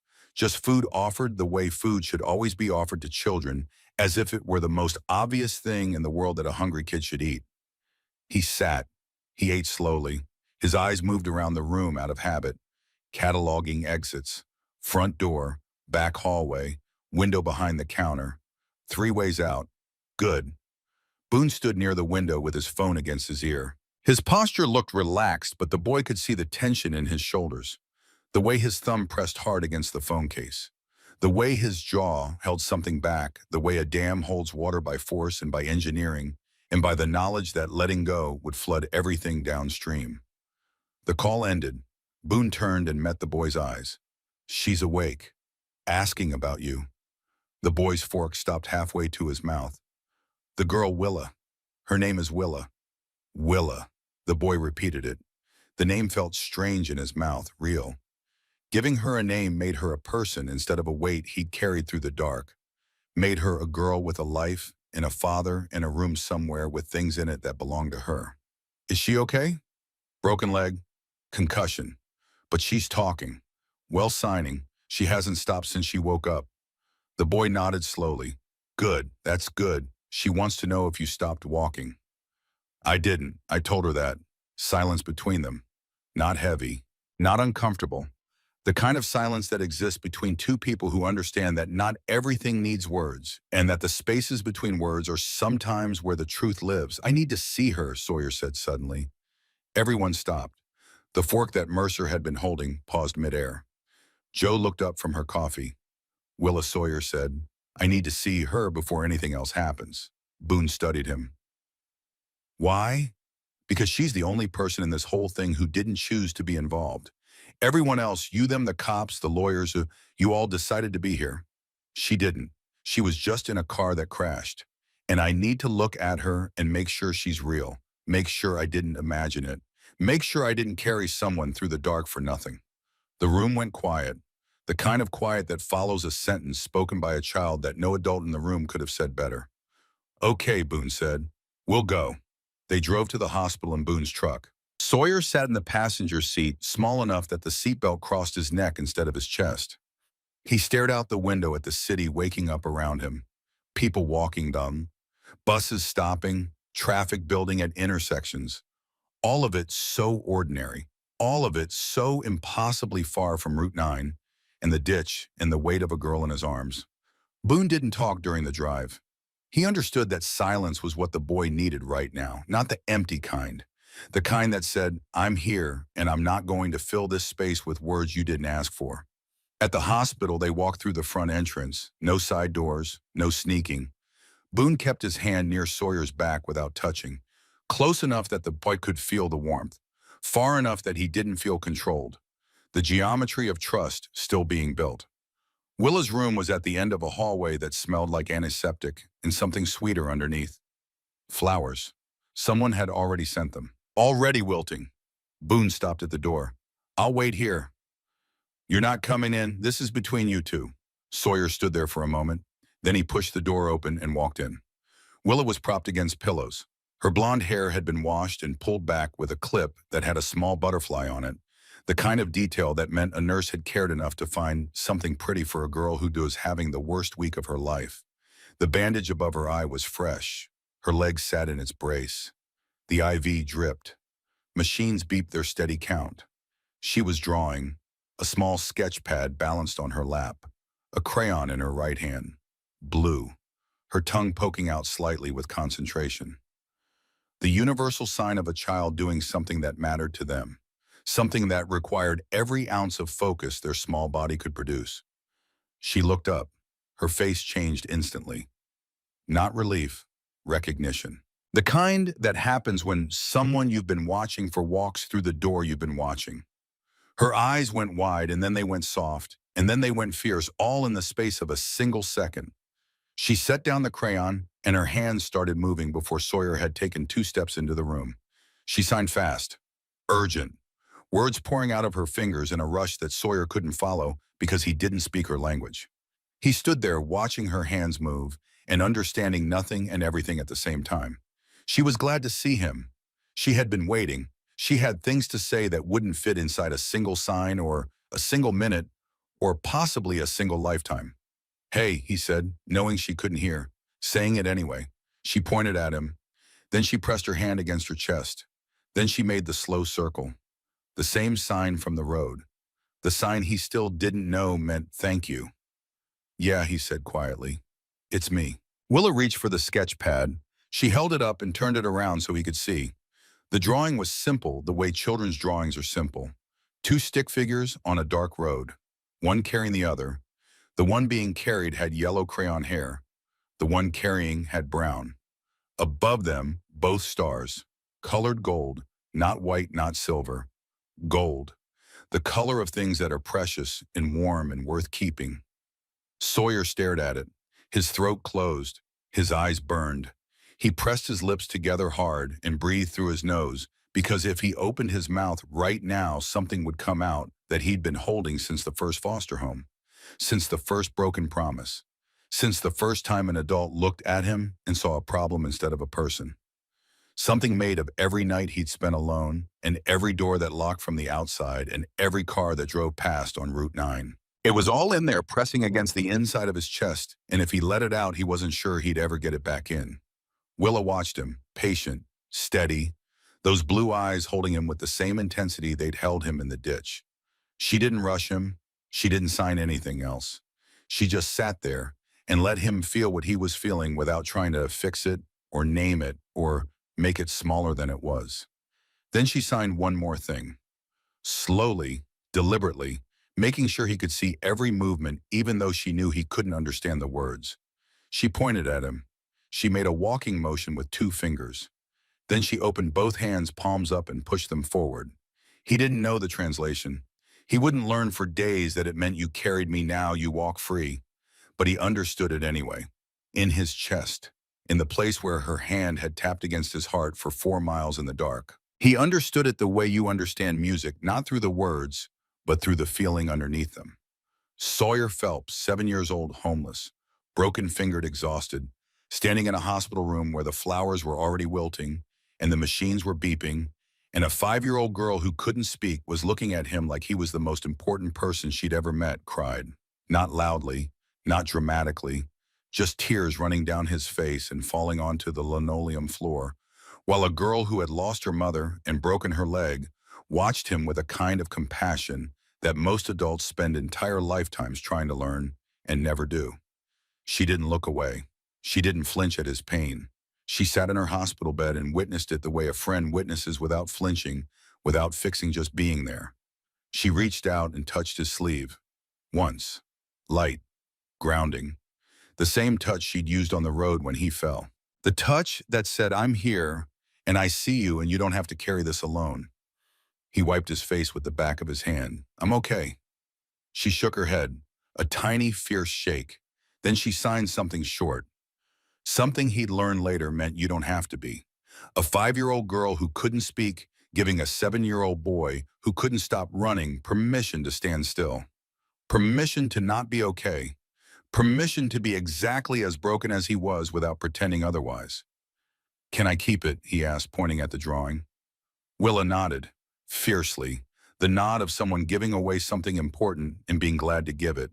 He folded it carefully. "The way you fold a map you're going to need." And he slipped it into his pocket next to nothing because he had nothing else. But now he had this, A drawing of two children on a dark road under gold stars. Proof that someone had seen what happened and thought it was worth remembering. Outside the room, Boon Drummond leaned against the hallway wall with his arms crossed and his eyes closed, listening to a silence that contained more truth than any conversation he'd had in 23 years of running one of the most feared motorcycle clubs in Virginia. His phone buzzed, a text from Gloria Fenn. They're bringing 3 people to the meeting: legal CPS supervisor and a placement coordinator. They're not coming to talk. They're coming to take. Boon opened his eyes. He texted back one word: good, because Boon Drummond had buried friends and ridden with people who understood what it cost to look away. He had built a life on loyalty and consequence, and the simple, brutal principle that you don't abandon the people who show up for you. A 7-year-old boy had shown up for his daughter when the entire world drove past. And now that boy was standing in a hospital room holding a crayon drawing and crying for the first time in years because a 5-year-old girl had shown him something he'd never been shown before. That being broken didn't mean being worthless. The meeting was in 4 hours. CPS was bringing 3 people and the full weight of a system designed to process children like inventory. Boon pulled up Joe's number. How many can you get to Riverside by noon? Joe didn't hesitate. How many do you need? Enough to fill a room. Not as muscle, as witnesses. I'll make calls. Boon hung up and looked through the small window into Willa's room. A boy who had nothing sat beside a girl who had everything, and neither of them cared about the difference. Sawyer came out of the room 2 minutes later. His face was washed, his eyes were red, but his jaw was set, and his shoulders were straighter than they'd been since Boon first saw him. He was holding the folded drawing in his left hand, the crooked fingers curled around it carefully protectively. The way you hold something that matters more than your body's ability to grip it. They drove back in silence. The good kind. The kind that exists between people who have been through something together and don't need to narrate it. At the building, the atmosphere had shifted. Sawyer felt it when he walked through the door, a charge in the air. The way a room feels when something is coming and everyone knows it but nobody has said it out loud yet. Then the boy's face changed. Cops, he asked. Boon didn't flinch at the shift. Some. They know you exist. Paramedics filed a report. Gas station has security footage. The boy's stomach dropped. Footage, grainy, but clear enough. Clear enough for what? Clear enough to show a kid carrying a kid. It's already moving through channels. The boy went still. They'll run it through the system, match it to my file. Missing juvenile. Last placement, Dale Sutter. Fled 11 days ago. His voice went flat, mechanical, reciting facts the way a prisoner recites a sentence. They'll flag me as a flight risk and push for emergency placement. Boon raised an eyebrow. You know how this works. I've been through it 3 times. The number sat between them like something with weight and edges. 3 placements, 3 failures. 3 times the system had looked at a child and seen a problem and had moved the problem from one container to another and called it solved. Which is why I called someone before they called us, Boon said. The door opened. A woman walked in, blonde hair streaked with gray, sharp eyes behind glasses that she wore on her face, not on a chain around her neck, which told you she used them for seeing and not for decoration. Posture that said lawyer before she opened her mouth. The way she stood, the way she scanned the room. The way her eyes landed on the boy and stayed there with an attention that was professional and personal at the same time. She wore no uniform, no badge, no lanyard, just a blazer over jeans and boots that had actual mud on them, which meant she'd walked somewhere real recently and not just across a parking lot. Gloria Fenn, she said. She offered her hand to the boy. He didn't take it.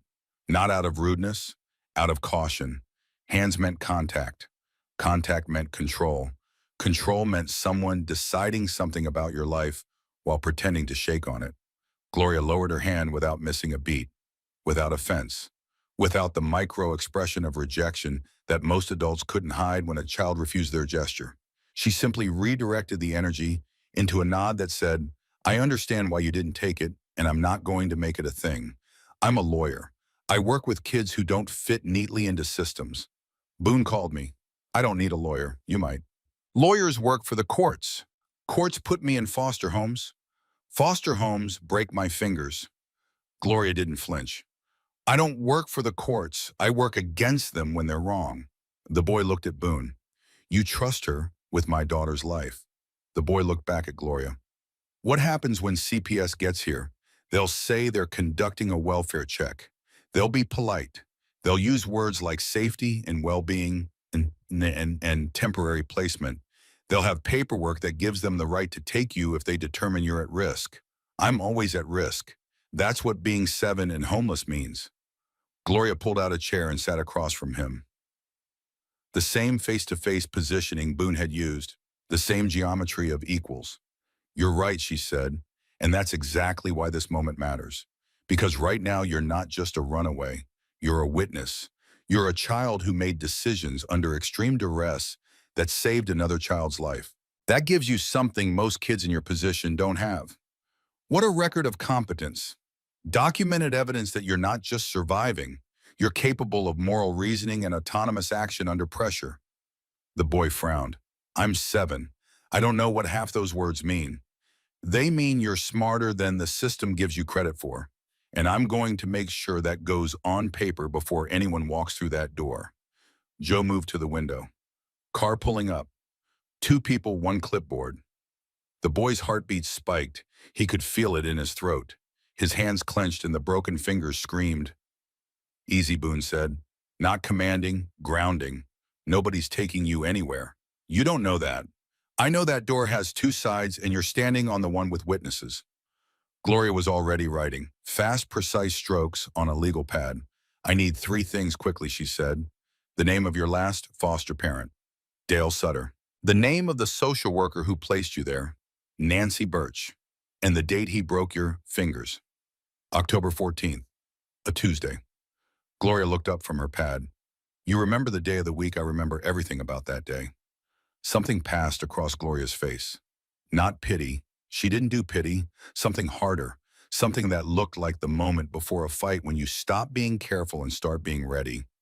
3 knocks on the door. Measured, confident, official. Nobody moved. This is Child Protective Services. A woman's voice through the door. Professional, practiced. The voice of someone who had said these words hundreds of times and believed it every time that they meant something good. We'd like to speak with the minor identified in last night's incident on Route 9. The boy's breathing quickened. His eyes locked on the back hallway.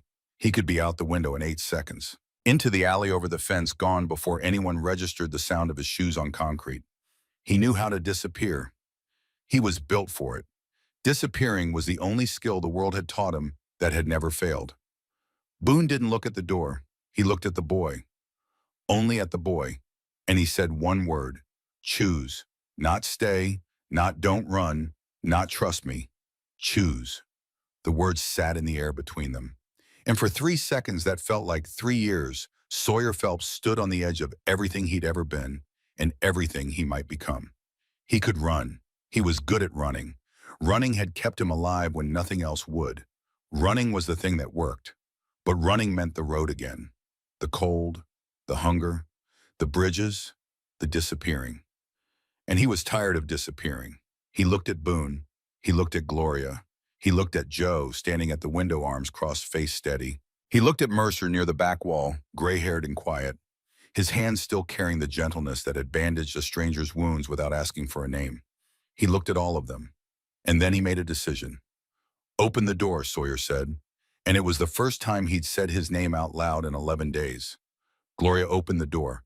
2 people stood in the hallway. The woman in front was blonde, neat, her clipboard held against her hip like a shield she'd learned to carry so long ago it had become part of her body.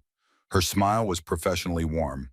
The kind of warm that had been practiced in mirrors and perfected in training seminars and deployed so many times it no longer required conscious effort. Her name was Denise Pratt, and she had been a Child Protective Services field supervisor for 14 years, and she believed genuinely and deeply that she was one of the good ones. Behind her stood Officer Munn, hands clasped behind his back, badge visible, uniform pressed, his face arranged in an expression meant to communicate calm authority, the way a man stands when he wants you to know he's armed, but doesn't want you to think about it. Hi there, Denise said. Her eyes found Sawyer immediately. Locked on, assessed, cataloged. The bruises, the bandaged arms the size of him, the way he stood in the doorway of a building that smelled like engine oil and leather and looked nothing like any approved placement she'd ever signed off on. My name is Denise. I'm here to make sure you're safe. I know what you're here to do, Sawyer replied. His voice was steady, not loud, not aggressive, not the voice of a child throwing a tantrum or testing boundaries, the voice of someone stating a fact. You're going to ask where I came from. You'll find out I ran. You'll try to place me. Denise's smile held, but the warmth dropped by 2 degrees, the way a thermostat adjusts when someone opens a window. We just want to talk, then talk, but not here. Gloria stepped into the frame behind Sawyer, not in front of him, not shielding him, beside him. The positioning was deliberate. It said this child has representation, and it said it without a single word. Gloria Fenn representing the child's legal interests. We'll meet at a neutral location. Riverside Community Center, noon. Bring whoever you need. Denise's eyes moved past Sawyer, past Gloria, into the room behind them where the details assembled themselves into a picture she hadn't expected. Bikers, leather, a Hell's Angels patch on a jacket hanging near the door, the winged skull catching the light. Boon Drummond standing near the window with his arms crossed and his face carrying the particular stillness of a man who was being very careful about what he did next. This is an unusual environment for a minor, Denise said. The words came out carefully, measured, the tone of someone stepping onto ground they weren't sure would hold. So was the Sutter household, Sawyer replied. And you put me there. The words landed like a slap delivered in a library. Quiet and devastating and impossible to pretend you hadn't heard. Denise blinked. Officer Munn shifted his weight. The clipboard in Denise's hand tilted slightly, a fraction of a degree, as if the paper on it had suddenly gotten heavier. Noon, Gloria repeated. Riverside. Denise looked at Sawyer for a long moment. She looked at a 7-year-old boy standing in the doorway of a Hell's Angels building with bandaged arms and crooked fingers, and eyes that belonged to someone who had seen more of the system she represented than she wanted to admit. She looked and she saw something she didn't have a box for on her clipboard. A child who wasn't asking for help. A child who was setting terms. We'll be there, Denise said. The door closed. Sawyer let out a breath that emptied his lungs completely. His hands were shaking. His heart was hammering so hard he could feel it in his teeth, in his temples, in the tips of his broken fingers. You didn't run, Joe said from behind him. I wanted to, but you didn't. No, Boon put his hand on the boy's shoulder. Brief, light, not claiming anything, just acknowledging that what had just happened required more courage than most adults would ever need in their entire lives. That was the hardest part, Boon said. It's going to get harder, isn't it? Yes, they'll try to take me at the meeting. And if I say no, Sawyer looked at Gloria. Then we make them listen to why you're saying no. Gloria answered, and we put it on the record so loud they can't pretend they didn't hear. The meeting was at noon. Sawyer walked. Boon offered the truck. Gloria offered a ride. He said no to both, and the way he said it, quiet and firm, and without anger, made everyone understand that this wasn't stubbornness. It was strategy. A boy who walked in on his own feet was harder to call a victim, harder to call controlled, harder to carry out against his will. If they wanted to move him, they would have to do it in front of witnesses while he stood upright and spoke clearly and looked them in the eye. Every step hurt. His back had stiffened overnight into something that felt less like a spine and more like a rusted hinge. His legs trembled with a deep fatigue that sleep hadn't touched. His arms hung heavy at his sides, the muscles still swollen from carrying 42 pounds through 4 miles of dark. But he walked, and every step was his. He arrived 7 minutes early because early meant he got to choose his seat. He picked the one facing the door. Back to the wall, the way he always sat in new rooms, 2 exits visible, the front entrance and a fire door at the end of a short hallway. He noted both without looking directly at either because looking directly meant people knew you were planning, and planning meant they'd block the routes before you could use them. Gloria was already there, legal pad open, pen uncapped, 3 folders stacked in front of her with the precision of a woman who had organized her weapons before the battle began. She'd changed since the morning. Blazer sharper, posture straighter, her whole body a statement that said, I came here to win something and I intend to leave with it. Boon arrived next. He took a chair slightly behind Sawyer and to the left. Not beside him, not in front, behind.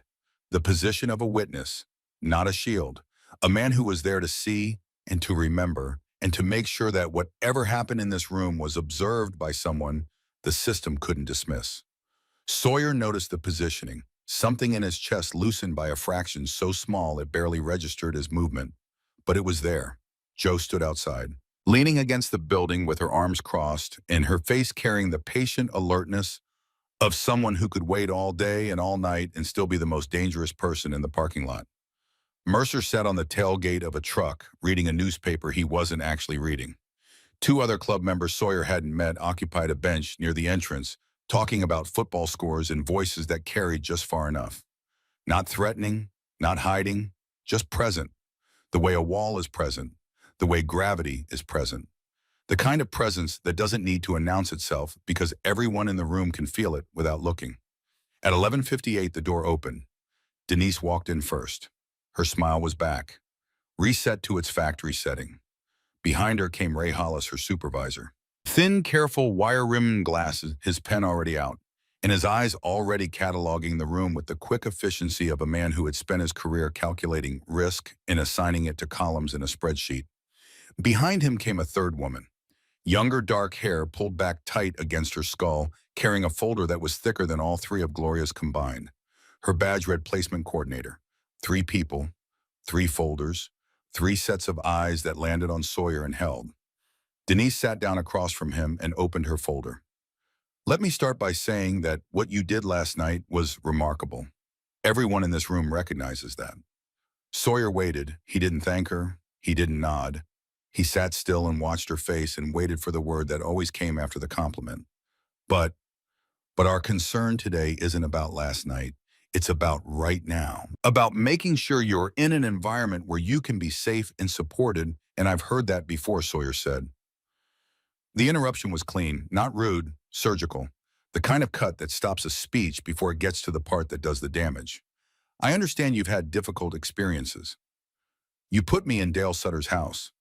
The room went still, the particular stillness of air being held in lungs that have forgotten to breathe.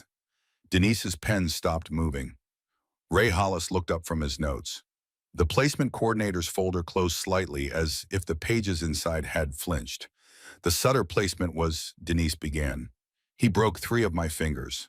Sawyer's voice was flat, not angry, not dramatic, not performing. The flatness was worse than shouting, because shouting could be dismissed as emotion, and emotion could be dismissed as a child not understanding, and not understanding could be written down as behavioral, and behavioral could be filed. And filing was what the system did instead of listening. October 14th, a Tuesday. I left the milk out on the counter. He grabbed my left hand and bent my fingers backward until they snapped.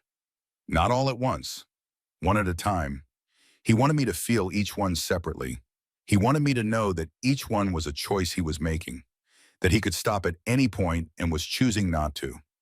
Denise's face had gone pale, not the dramatic pallor of shock, but the slow draining kind. The kind that happens when something you suspected but had managed not to confirm suddenly becomes a fact you have to sit across from. He told the emergency room I fell off my bike. The nurse looked at my hand, and the doctor looked at my hand, and someone wrote it down, and everyone pretended that a 7-year-old's fingers break like that from falling off a bicycle. 3 fingers, same hand, same direction, from a fall. Silence. I told Nancy Birch, my social worker. I told her exactly what happened. I used the same words I'm using now. She wrote it in a file. She closed the file. She put the file in her bag. She drove away. I watched her car leave from the window. Nothing changed. I stayed in that house for 3 more weeks. Sawyer's voice hadn't risen. His hands rested on the table in front of him. The left one with its 3 crooked fingers that would never straighten completely. The right one still swollen from carrying Willa through the night. Both hands steady despite the trembling underneath that only someone looking very carefully would see. And every night for those 3 weeks, Dale Sutter stood outside my bedroom door at 2 in the morning and breathed. He didn't come in. He didn't have to. He wanted me to know he could. He wanted me to understand that the door between us was his decision, not mine. that my safety was something he could take whenever he felt like it. The clock on the wall ticked, each tick louder than the one before. The way sound amplifies in rooms where no one is willing to fill the space. I ran because running was safer than the system you built to protect me. So when you sit here and talk about safety and support and environments, I need you to understand what those words actually meant in my life. Safety meant a man standing outside my door at 2 in the morning. Support meant a social worker who wrote things down and drove away. Environment meant a house at the end of a gravel road with no neighbors close enough to hear. He paused, not for effect, because the next sentence was heavy and he needed a breath to carry it. I'm 7 years old. I've been in 3 foster homes. In every single one, the system told me I was safe. In every single one, the system was wrong. So you'll have to forgive me if I don't take your word for it this time. Ray Hollis set his pen down on the table, slowly, deliberately. The way a man sets down a weapon when he realizes the fight he came to win is not the fight that's happening. Gloria let the silence hold for 3 full seconds. She understood the weight of silence. She understood that words spoken too quickly after testimony like that would diminish. It would fill the space where the truth was supposed to sit and breathe and be felt by every person in the room. Then she slid a folder across the table. This is a medical report from Dr. Mercer Haynes, licensed physician documenting Sawyer's current injuries. She opened the folder to a flagged page. Page 2 details the healed fractures in his left hand, fractures consistent with deliberate hyperextension. Not a fall, not a bicycle accident. The angles are wrong for accidental injury. They're consistent with someone holding a child's hand and bending the fingers backward against the joint. She turned to the next page. Page 3 includes photographs of bruising on his torso that predates last night's events. Bruising in patterns consistent with being grabbed by adult hands. The spacing matches an adult male grip. Denise opened the folder. Her eyes moved across the pages. Medical language, photographs, documentation that had been absent from every file she'd ever seen on this child. Her expression changed in the small ways that mattered. The tightening around her mouth, the shift in her breathing, the way she stopped looking at Sawyer like a case number and started looking at him like a child who had been hurt by the system she administered. These injuries were not documented in his file, Denise said quietly. No, Gloria replied. They weren't. The Sutter household passed all standard inspections. Yes, it did. Denise closed the folder. I need to make a call. Before you do, Gloria said, one additional document. She slid a second folder forward. Thinner, a single page. No logos, no letterhead. Just typed words and a signature at the bottom. This is Sawyer's own account of last night, factual or chronological. Describing the accident, the failed attempts to flag, help the decision to carry the victim, the distance traveled, and the circumstances of his departure from the scene. Written in his own words, dictated this morning, signed by him. Ray Hollis picked it up, read it. His face stayed neutral, but his posture changed. A settling. The way a person sits when they realize the ground beneath their chair is not as solid as they assumed when they sat down. He dictated this, Ray asked, every word. Ray looked at Sawyer. You're 7, and I carried a 42-pound girl 4 miles in the dark because every adult who drove past decided it wasn't their problem. You can write that down too. It might actually end up in the right file. The placement coordinator cleared her throat. It was the first sound she'd made since sitting down. We still have a legal obligation to ensure the welfare of a child who has demonstrated extraordinary capacity for autonomous decision-making under life-threatening duress. Gloria finished the sentence without changing her tone. Yes, and the question before this room is whether ensuring his welfare means placing him back into the same type of system that put him in Dale Sutter's house, or whether it means listening to what he is actually saying and responding to it as if his words carry the same weight as yours. What are you proposing? Ray asked. Gloria spoke clearly, each word placed with the precision of a builder setting stones that would need to hold weight. Voluntary check-ins, weekly, medical monitoring through a physician of his choosing, an assigned advocate, not a caseworker, an advocate whose role is to represent his interests, not the system's, no placement, no custody transfer, and an immediate reopening of the Sutter file with a full criminal investigation. Denise shook her head. He's 7. He can't just... He can't just what Sawyer asked. The question was genuine, not combative. He wanted to know what word she was going to use, what verb the system had chosen to deny him. Make decisions, Denise said. And the moment the words left her mouth, she heard them the way the room heard them, and something behind her eyes shifted. I made one last night, Sawyer said. I decided to pick her up. I decided to keep walking when my arms gave out. I decided not to stop when I fell. I decided not to put her down when every car in the world drove past us. Those were my decisions. Every single one. And she's alive because I made them. He held up his left hand, the three crooked fingers, steady despite the pain. These are the decisions other people made for me. See the difference? Nobody in the room breathed. Denise stared at his hand, at the fingers that would never close all the way, at the evidence of everything the system had failed to prevent, held up in the air by a boy who was small enough to disappear inside the paperwork and strong enough to carry a stranger's daughter through the dark.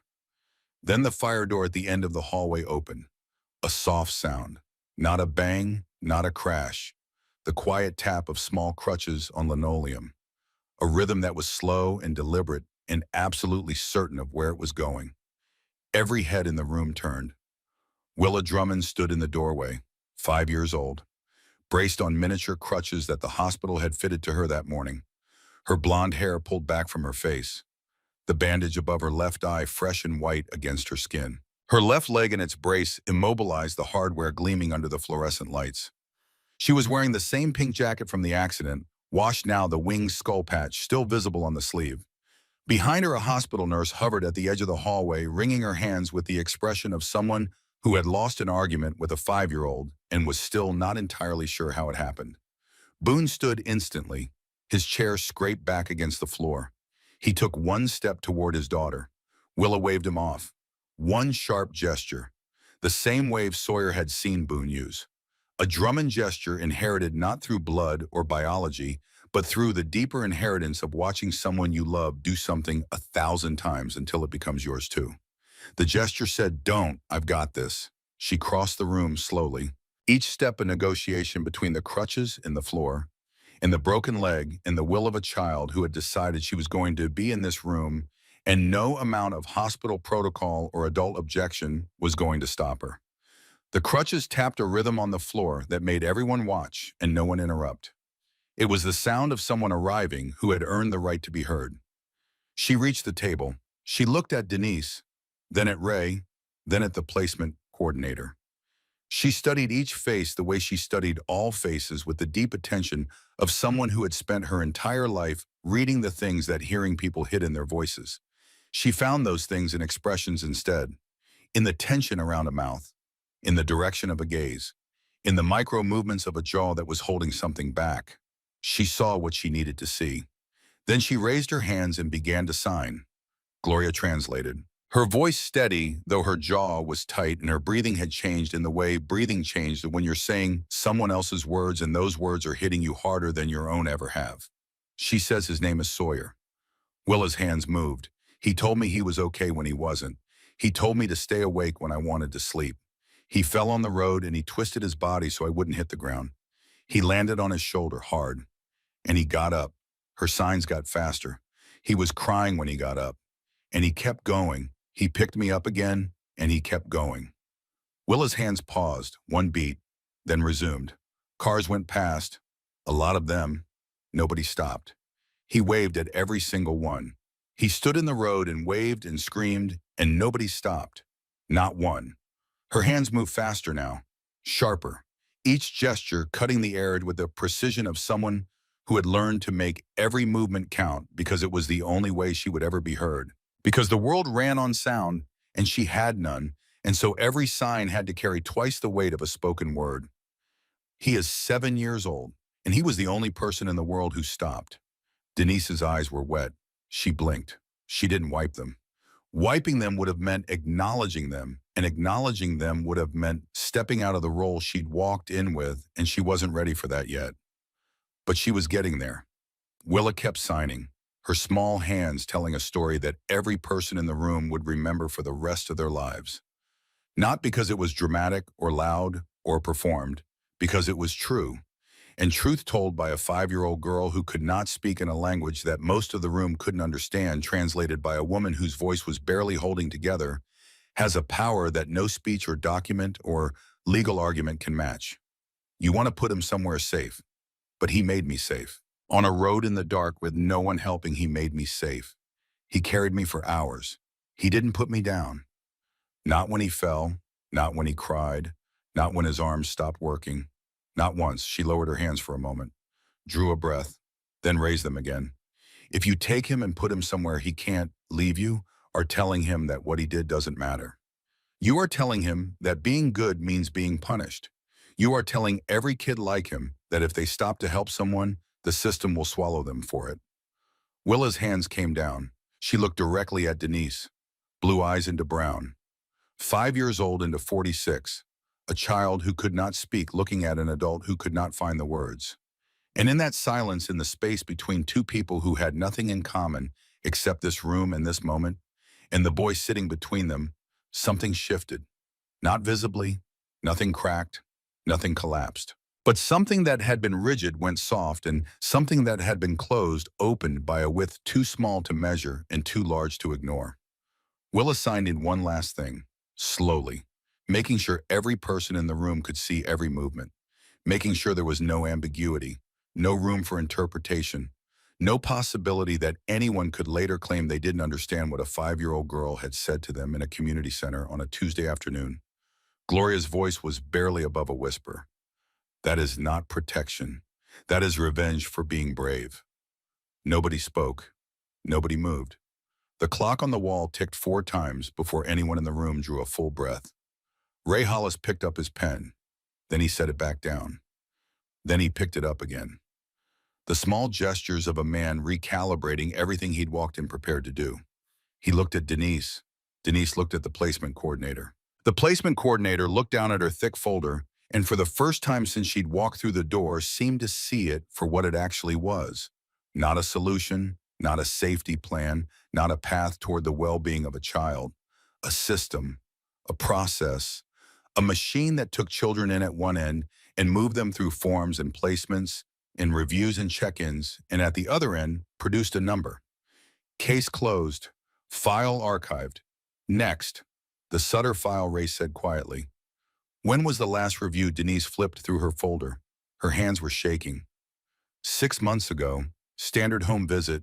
No issues flagged. Pull it. Today, full audit. Interview the caseworker who signed off on it. Interview the ER doctor who treated his hand. And call the police. Denise looked up. The police, if what this boy is telling us is true, and I believe it is, then Dale Sutter committed aggravated assault on a minor. 3 counts.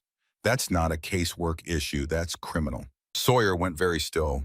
He hadn't expected that. He'd expected the arguments. He'd expected the polite, immovable wall of a system that always found a way to do what it wanted, regardless of what a child said. He'd expected to lose. He hadn't expected someone to actually listen. And regarding placement, Gloria said, she didn't push. She placed the words carefully. The way you place the final piece of a structure that needs to stand on its own. Ray looked at Sawyer, really looked. Not at a file, not at a case number, not at a problem to be processed, but at a 7-year-old boy with broken fingers and a spine made of something the system hadn't anticipated and couldn't categorize and didn't know what to do with. Voluntary check-ins, Ray said. Weekly, a medical advocate, not a caseworker. No placement unless he requests it. He paused. And this meeting goes on the record exactly as it happened. Every word. Denise started to speak. Ray raised one hand. Every word, Denise. Including the part where a 5-year-old girl on crutches walked into this room and explained our jobs to us better than we've done them in 20 years. Denise closed her mouth. Then she closed her folder. Then she nodded. Okay, that single word changed the temperature of the room, the way opening a window changes the temperature of a house that's been closed too long. Not dramatically, not all at once, but enough. Enough to breathe, Gloria wrote rapidly, capturing terms and conditions language that would hold up if anyone tried to reverse this in a week or a month or a year. The kind of writing that wasn't about style or eloquence, but about building something that couldn't be torn down by the next person who walked through a door with a clipboard. Willa tapped her crutch against Sawyer's chair. He looked at her. She gave him two thumbs up and a grin so wide it must have hurt her bandaged forehead. He almost smiled. Almost. The muscles in his face tried, and the rest of him wasn't ready yet. But the almost was there, and the almost was more than he'd managed in a very long time. The placement coordinator stood. She collected her thick folder and walked out without speaking. Officer Munn, who had been standing silently in the back corner for the entire meeting, followed her. At the door, he paused and looked back at Sawyer. For what it's worth, kid, I've been a cop for 18 years, and I've never seen anyone adult or otherwise do what you did last night. Sawyer met his eyes. Then you should have been on Route 9. Maybe you would have stopped. Officer Munn held his gaze for a moment. Then he nodded slowly. Once. And walked out. The room emptied in stages. Ray shook Gloria's hand. Denise approached Sawyer and knelt beside his chair. The first time she'd positioned herself below him instead of above. The first time she'd made herself smaller so he could feel bigger. A small thing. But small things were the ones that mattered to children who had never been given the big ones. I'm sorry, she said, about the Sutter house. About all of it. That shouldn't have happened to you. Sawyer studied her face. He looked for the performance. The practiced warmth. The thing behind the words that meant, I'm saying this because the training manual says I should. He searched with the thoroughness of a child who had been lied to by professionals his entire life and had learned to find the seams in every mask. He didn't find it this time. I know, he said. But it did. Denise nodded. She stood and walked to the door. At the threshold, she turned. The check-in schedule. When do you want to start? When I'm ready. How will we know I'll call? She hesitated. A woman standing in a doorway between the job she'd been doing for 14 years and the job she was going to have to do differently starting now. Then she accepted it and left. The room went quiet. Just Boon, Gloria, Joe, who had slipped in during Willa's testimony and stood near the back wall with her arms crossed and her eyes bright. Mercer, who had appeared at some point like he always did, silent and present and impossible to pin down to a specific moment of arrival. And two children, one on crutches, one in a chair, who had just faced a system built by adults for adults and made it bend. Well, Gloria said, closing her legal pad, that went better than I planned. You had a plan, Joe asked. Several. Most of them involved me yelling more. Boon looked at Sawyer. How are you doing? The boy sat still for a moment, his hands on the table, left hand with its crooked fingers, right hand still swollen, both trembling. Not from fear, from the aftershock of standing still when every cell in his body had spent 7 years being trained to run. I don't know, he said honestly. I've never done that before. Done what stayed? Boon nodded. He understood the weight of that word in a way that most people never would. The weight of choosing to remain in a room when every door is open and every instinct says go, and the only thing keeping you in your chair is a decision so fragile it feels like it might dissolve if you look at it directly. Dale Sutter was arrested on a Tuesday morning, the same day of the week he'd broken Sawyer's fingers. The boy noticed the symmetry but didn't comment on it. Some patterns spoke for themselves. They picked him up at 6 in the morning, Boon told him. Aggravated assault on a minor. 3 counts. The ER doctor who treated your hand recanted his original report. Said he knew the injury wasn't consistent with a fall, but didn't want to get involved. Sawyer sat at the kitchen table, his hands wrapped around a mug of hot chocolate that Mercer had made without being asked. The steam rose and curled and disappeared. Didn't want to get involved, Sawyer repeated. A doctor. Yes. He looked down at his left hand. The 3 crooked fingers that would never straighten all the way, that would ache when it rained for the rest of his life, that would always close a little slower and grip a little weaker than the fingers on his right hand. A doctor had looked at those fingers in an emergency room and had known with the certainty of years of medical training that no child breaks 3 fingers in the same hand from falling off a bicycle. And he had picked up his pen and written the lie anyway. He could have stopped it, Sawyer said. 1 phone call, 1 honest report. I know. How many other kids did Sutter have after me? Boon hesitated. That was answer enough. How many 2? The mug stopped halfway to his mouth. Something behind his eyes went very still. Not cold, not angry, worse. The absolute focused attention of a child doing math that no child should have to do. Are they okay? Gloria's checking. Sawyer set the mug down. His appetite vanished. The hot chocolate went from comfort to object in the space between one breath and the next. If he hurt them, if he did what he did to me, it goes into the case, Boon said.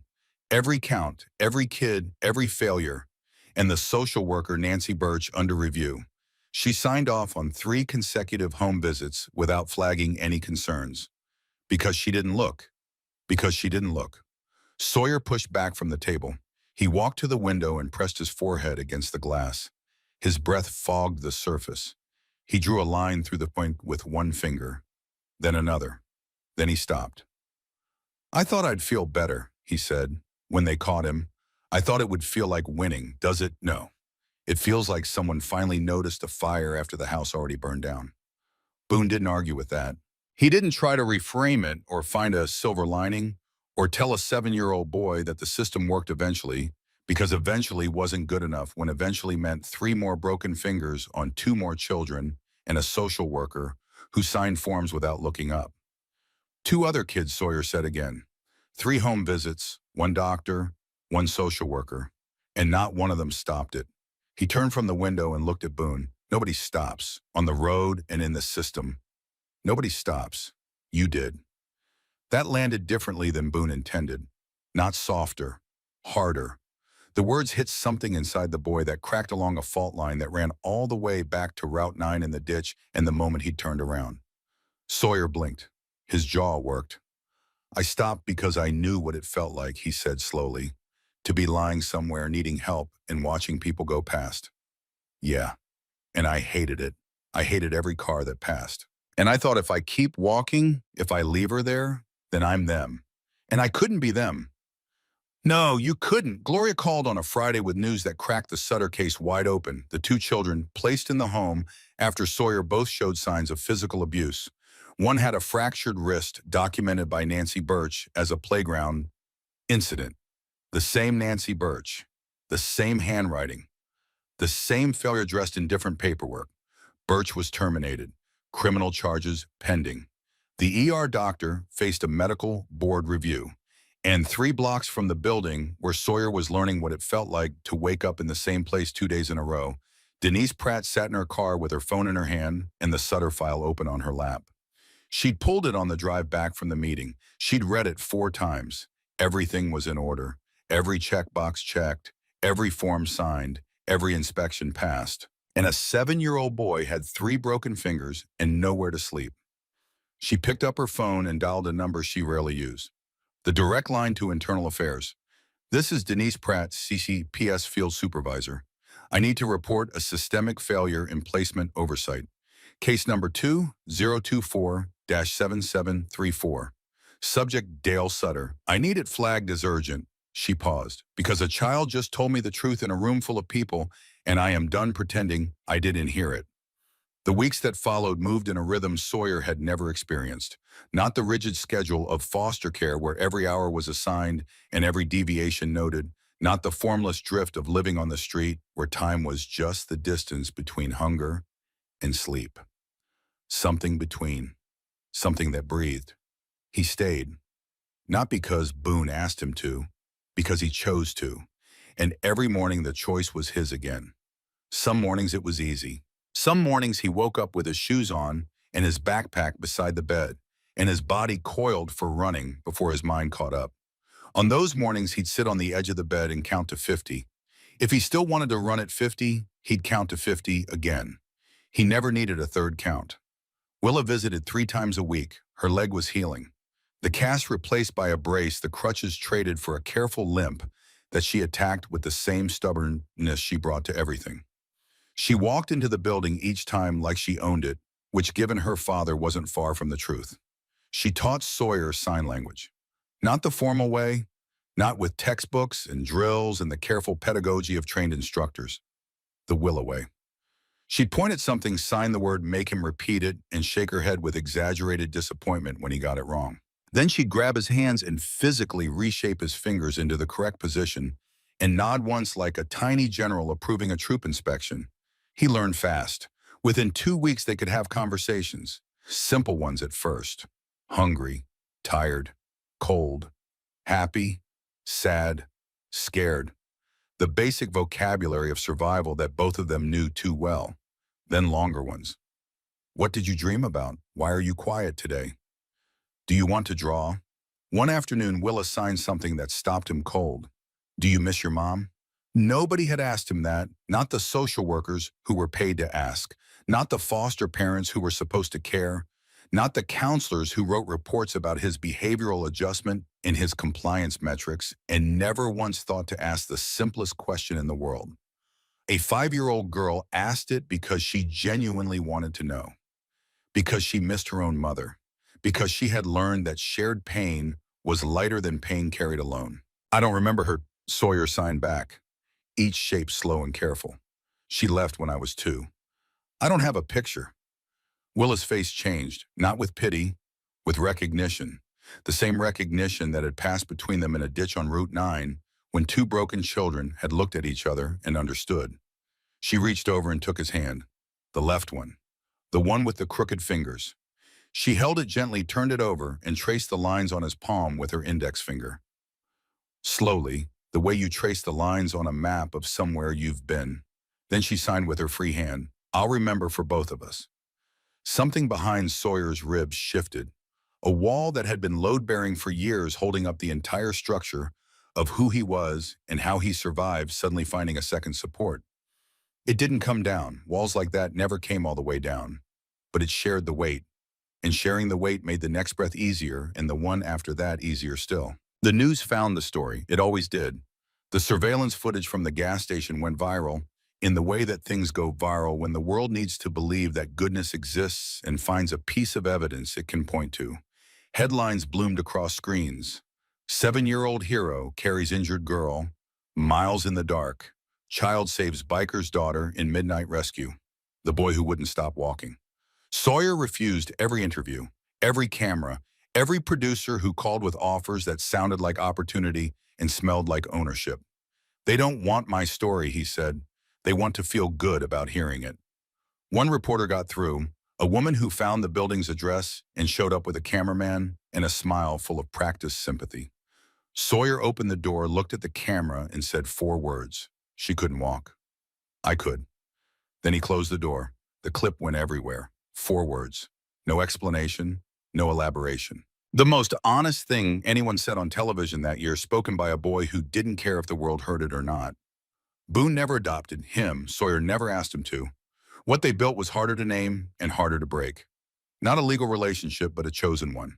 The kind where the door stayed unlocked and the choice stayed real, and the word family was never spoken because it had been ruined too many times by people who used it as a cage. What they had didn't need a word. It just needed showing up. And they both did, every day, without contracts or conditions or the fear that tomorrow would look different than today. On a morning in late April, Sawyer packed his backpack, not to run, to walk. He did that now. Took long walks through the city alone at his own pace, learning what it felt like to move through the world without being chased by it. He stopped at the door. Boon. Yeah, I'm coming back. I know. I just wanted to say it out loud, so it's real. Boon met his eyes. It's real. Sawyer nodded. He opened the door and stepped into the morning. The sun was warm on his face. The street was ordinary. People walked past without looking twice at a skinny kid with a backpack and a left hand that didn't close all the way. He walked 3 blocks before his phone buzzed. A text from Willa sent through her father's phone, transcribed from sign language by a nurse who was learning to keep up with a 5-year-old who had more to say than most adults managed in a lifetime. Where are you going? He typed back with his right hand. His left rested in his pocket, fingers curled around the folded drawing she'd given him in the hospital. 2 figures on a dark road, stars colored gold. Walking. We're forward. A pause, then 3 emojis. A pancake. A star. A thumbs up. He laughed, out loud, on a public street. The sound surprised him so completely he stopped walking. He stood on the sidewalk and let the laugh finish, let it run its full course through his chest and his throat, and out into the morning air where it mixed with traffic noise and bird song, and the ordinary sounds of a world that kept going whether you were ready for it or not. He couldn't remember the last time he'd laughed like that, unguarded, unplanned, pulled out of him by something warm instead of pushed out by something sharp. He started walking again. Behind him, the road stretched back toward Route 9, toward the ditch, toward the guardrail and the drainage and the dark. He didn't look back. He didn't need to. The road was behind him. It would always be behind him. And the weight he'd carried down it, the 42 pounds of a girl who couldn't walk in a world that wouldn't stop, that weight was hers now. She was walking on her own, limping, stubborn, fierce, and free. And so was he. Not because the world had fixed itself, it hadn't. Systems still failed. Adults still looked away. Children still fell through cracks that everyone could see and nobody bothered to fill. Somewhere right now, a social worker was closing a file without reading it. Somewhere right now, a doctor was writing a lie.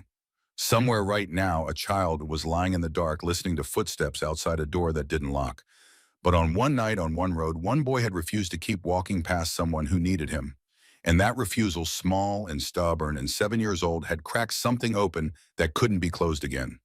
Not a door, not a window, a choice, the kind you make when your arms are failing and your legs are buckling and every car in the world is driving past and the only voice left is the one inside your chest saying, "Don't put her down, don't put her down, don't put her down." Sawyer Phelps didn't put her down, and the world for once didn't put him down either.